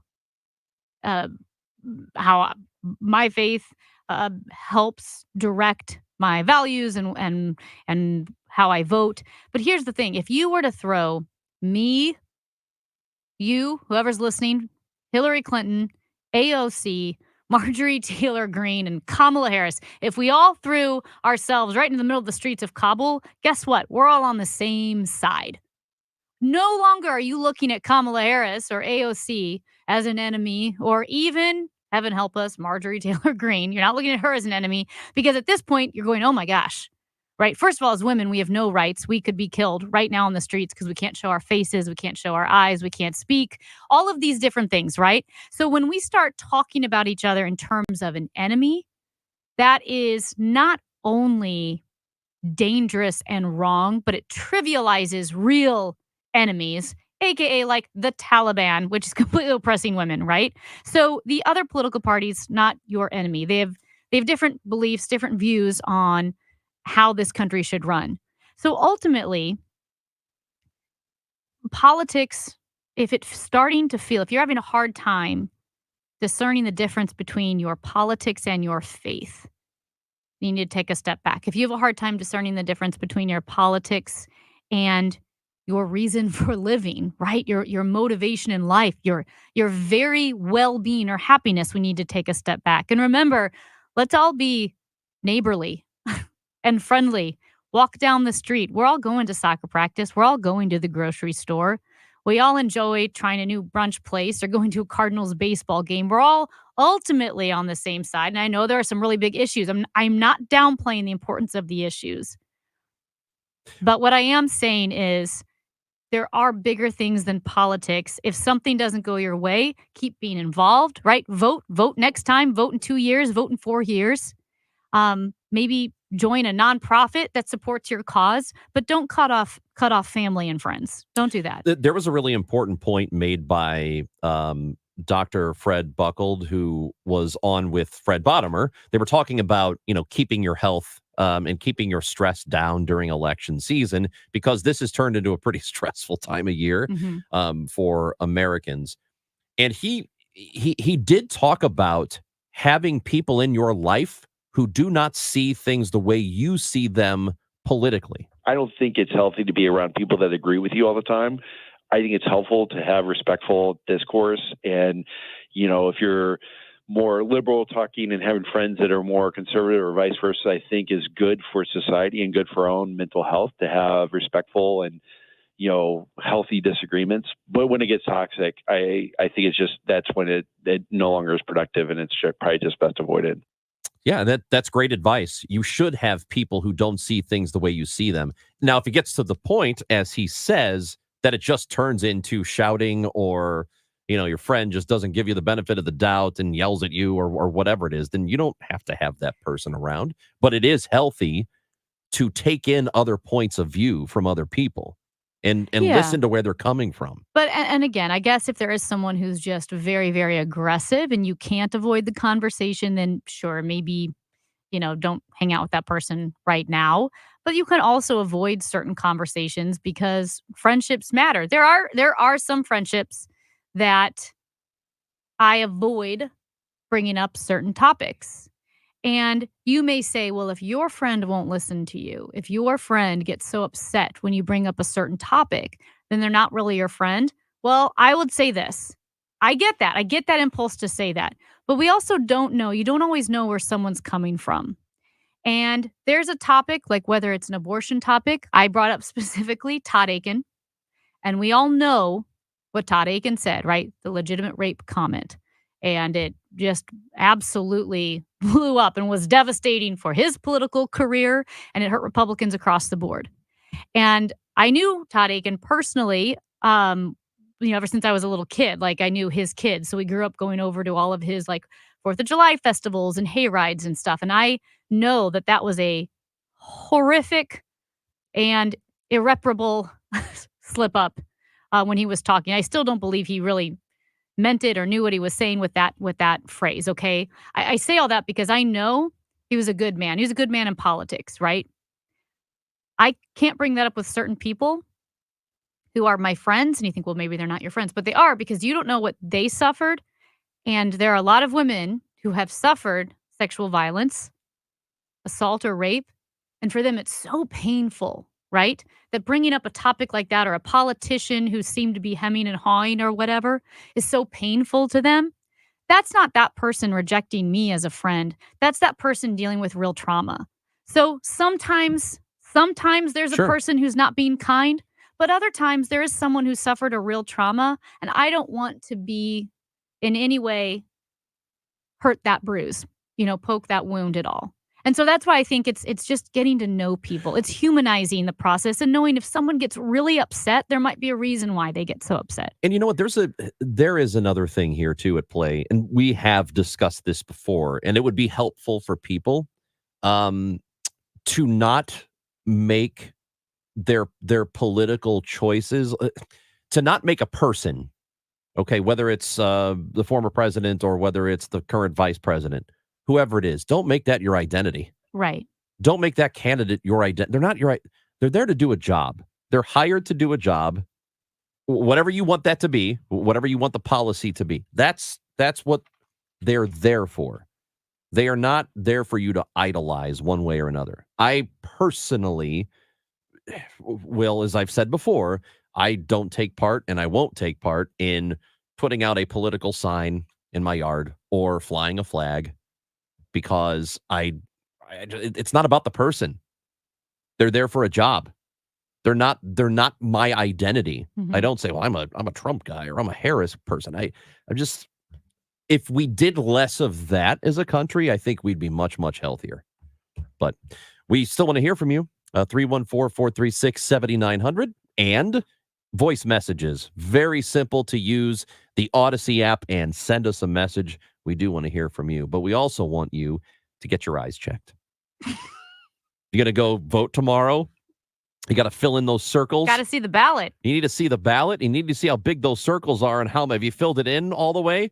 Well, there's an oval. It's not a circle. It's an oval. You got to fill those ovals in, baby. And if you go to Ophthalmology Associates and you get your eyes examined, then you're going to be seeing clearly, because they know what they're doing. They're the doctors at Ophthalmology Associates. Doctors in the area, they go to Ophthalmology Associates to get their eyes examined.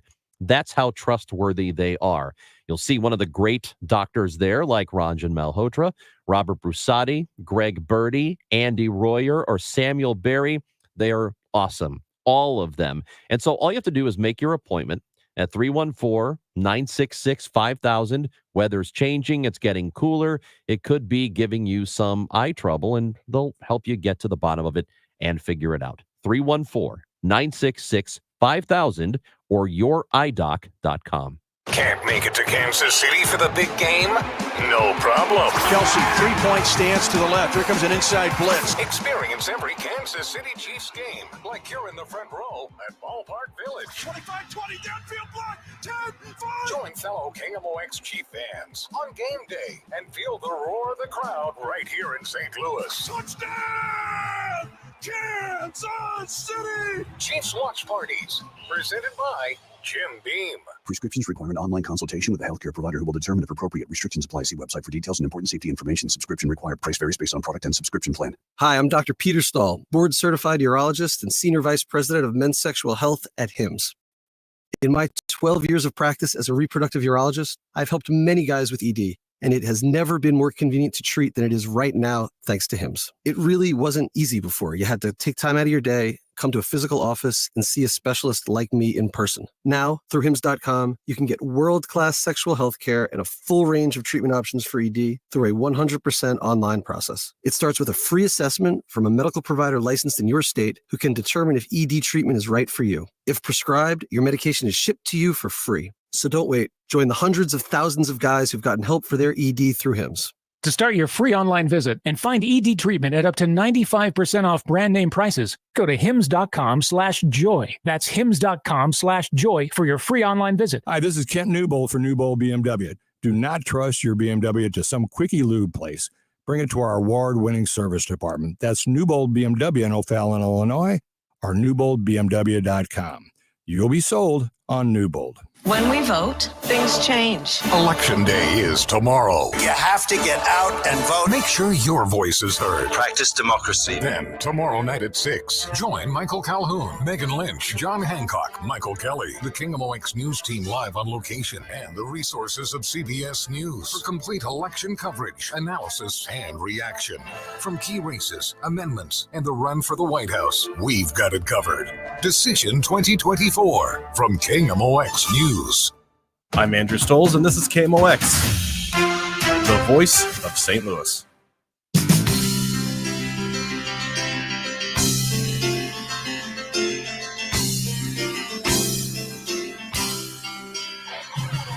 It is the Chris and Amy show. Amy Marks Coors, Chris Ranji, the final segment of the show before Dave Glover takes over. Don't forget, SLU basketball this afternoon. At 1:45, the broadcast begins, and it will be SLU taking on Santa Clara in the Field of 68 opening showcase. So very exciting. It's the start of college basketball season. Mizzou plays tonight. The Illini play tonight. The Chiefs. Monday Night Football, baby. Monday Night Football is on KMOX. The broadcast starting at 6 o'clock. They will play the Buccaneers. And here's what I'm going to do. I've been so inspired by all of this political talk. I think I'm going to run for office. And here's my platform. It will be to eliminate ties in Major League Soccer and to fix the parking situation at the Brentwood Promenade parking lot. Okay. Is that it? The Brentwood Promenade? The one with Target and Trader Joe's. Yeah. The awful one. So that would be my platform. I'm going to repave it and make the parking spaces bigger. So that way I can mitigate the traffic conundrums that arise from that terribly designed lot. We were talking about that parking lot earlier today in the office, or maybe it was here in the studio, and it's amazing that there are four entrances to that parking lot, but it feels like there's one. I don't know. Yeah. I don't know what it is or why it's so difficult to get in and out of there, but it is. It's really awful. Amy, we have been welcoming text messages and that sort of thing, and you're free to leave us a voice message whenever you want. But you better hurry up. Yeah, this one is from Lauren. I believe I pronounced that correctly. Amy Marks card. I think you're trying to over-intellectualize what is going on. There's right and there's wrong. When you tell me Marjorie Taylor Greene is my friend, please, you're insulting the intelligence of the viewers or listeners of your audience. I think thank you for the voice message. I'm sorry you misunderstood it. What I was saying is, if we're calling people enemies and we're viewing them as the greatest threat to democracy, or if you're so distraught that you think you're depressed because it's the end of the world. What I was saying is, yes, Marjorie Taylor Greene is Marjorie Taylor Greene. You people who know the show know how I feel about her, and I don't need to go on and on about it.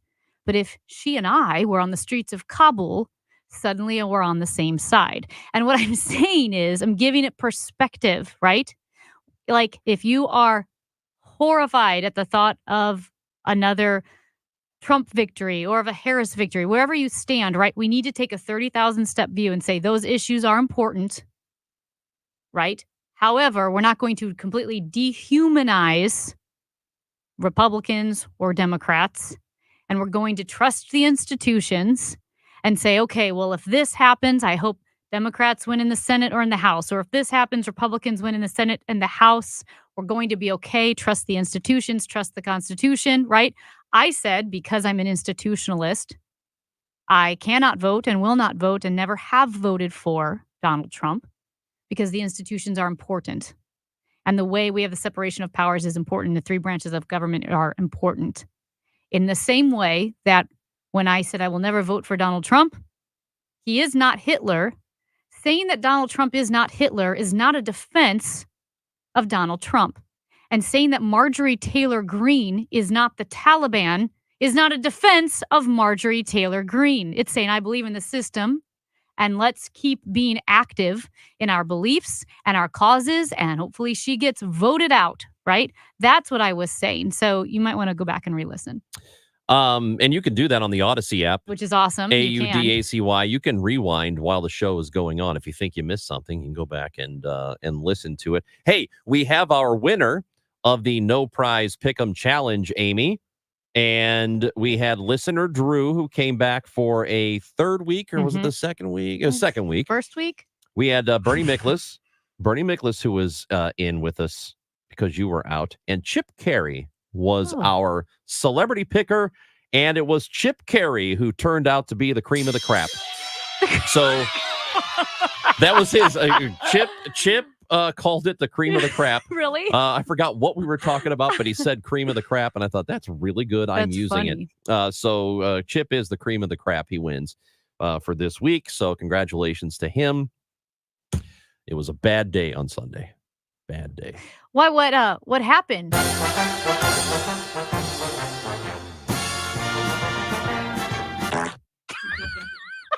That's what happened. The Bears are just a. So you know how I was telling everybody, no matter what happens, have hope tomorrow. Bears fans, I want that man fired right now. Can't have any hope. I There's want their no head hope. coach fired. There's no hope for I want Bears him fans. Fired right damn now. They were down by 20, and he had their quarterback playing with the final 30 seconds. Why? And then he limps off the field because he hurt his ankle. Fired. Matt Eberflus, former Mizzou coach, fired. He should be. Can't believe I've been refreshing Twitter all day looking for Matt Eberflus to be trending, and he's not, and it's pissing me off. Should be fired. Awful. I have the Saints fired their coach. The Raiders fired their offensive coordinator. It can be done. It can be done in the middle of the season. They won't do it, though. What a garbage fire that is. I'm so mad. We need to end this show before I lose it. You're going to be okay. You're going to be okay. I'm not going to be okay. I was talking to Tom Ackerman in the one of the studios earlier, and he said, with this election, thank God for sports. Thank God for sports, that we can have sports to take our attention away from the election. And I said, thank God for the election so it can take my attention away from the crappy Bears. I'd rather watch the map all day tomorrow than watch the Bears play. Well, Stupid. Good, because you're going to get to watch the map all day. I'm and the so Bears, mad. Not so much. All I'm right. sorry. Anything you missed is on the Odyssey app. Go back and get it. We'll be back with you tomorrow at 10 o'clock. Amy Marks Kors, Chris Ranji. We're going to hang out for an hour with the Glover Show next.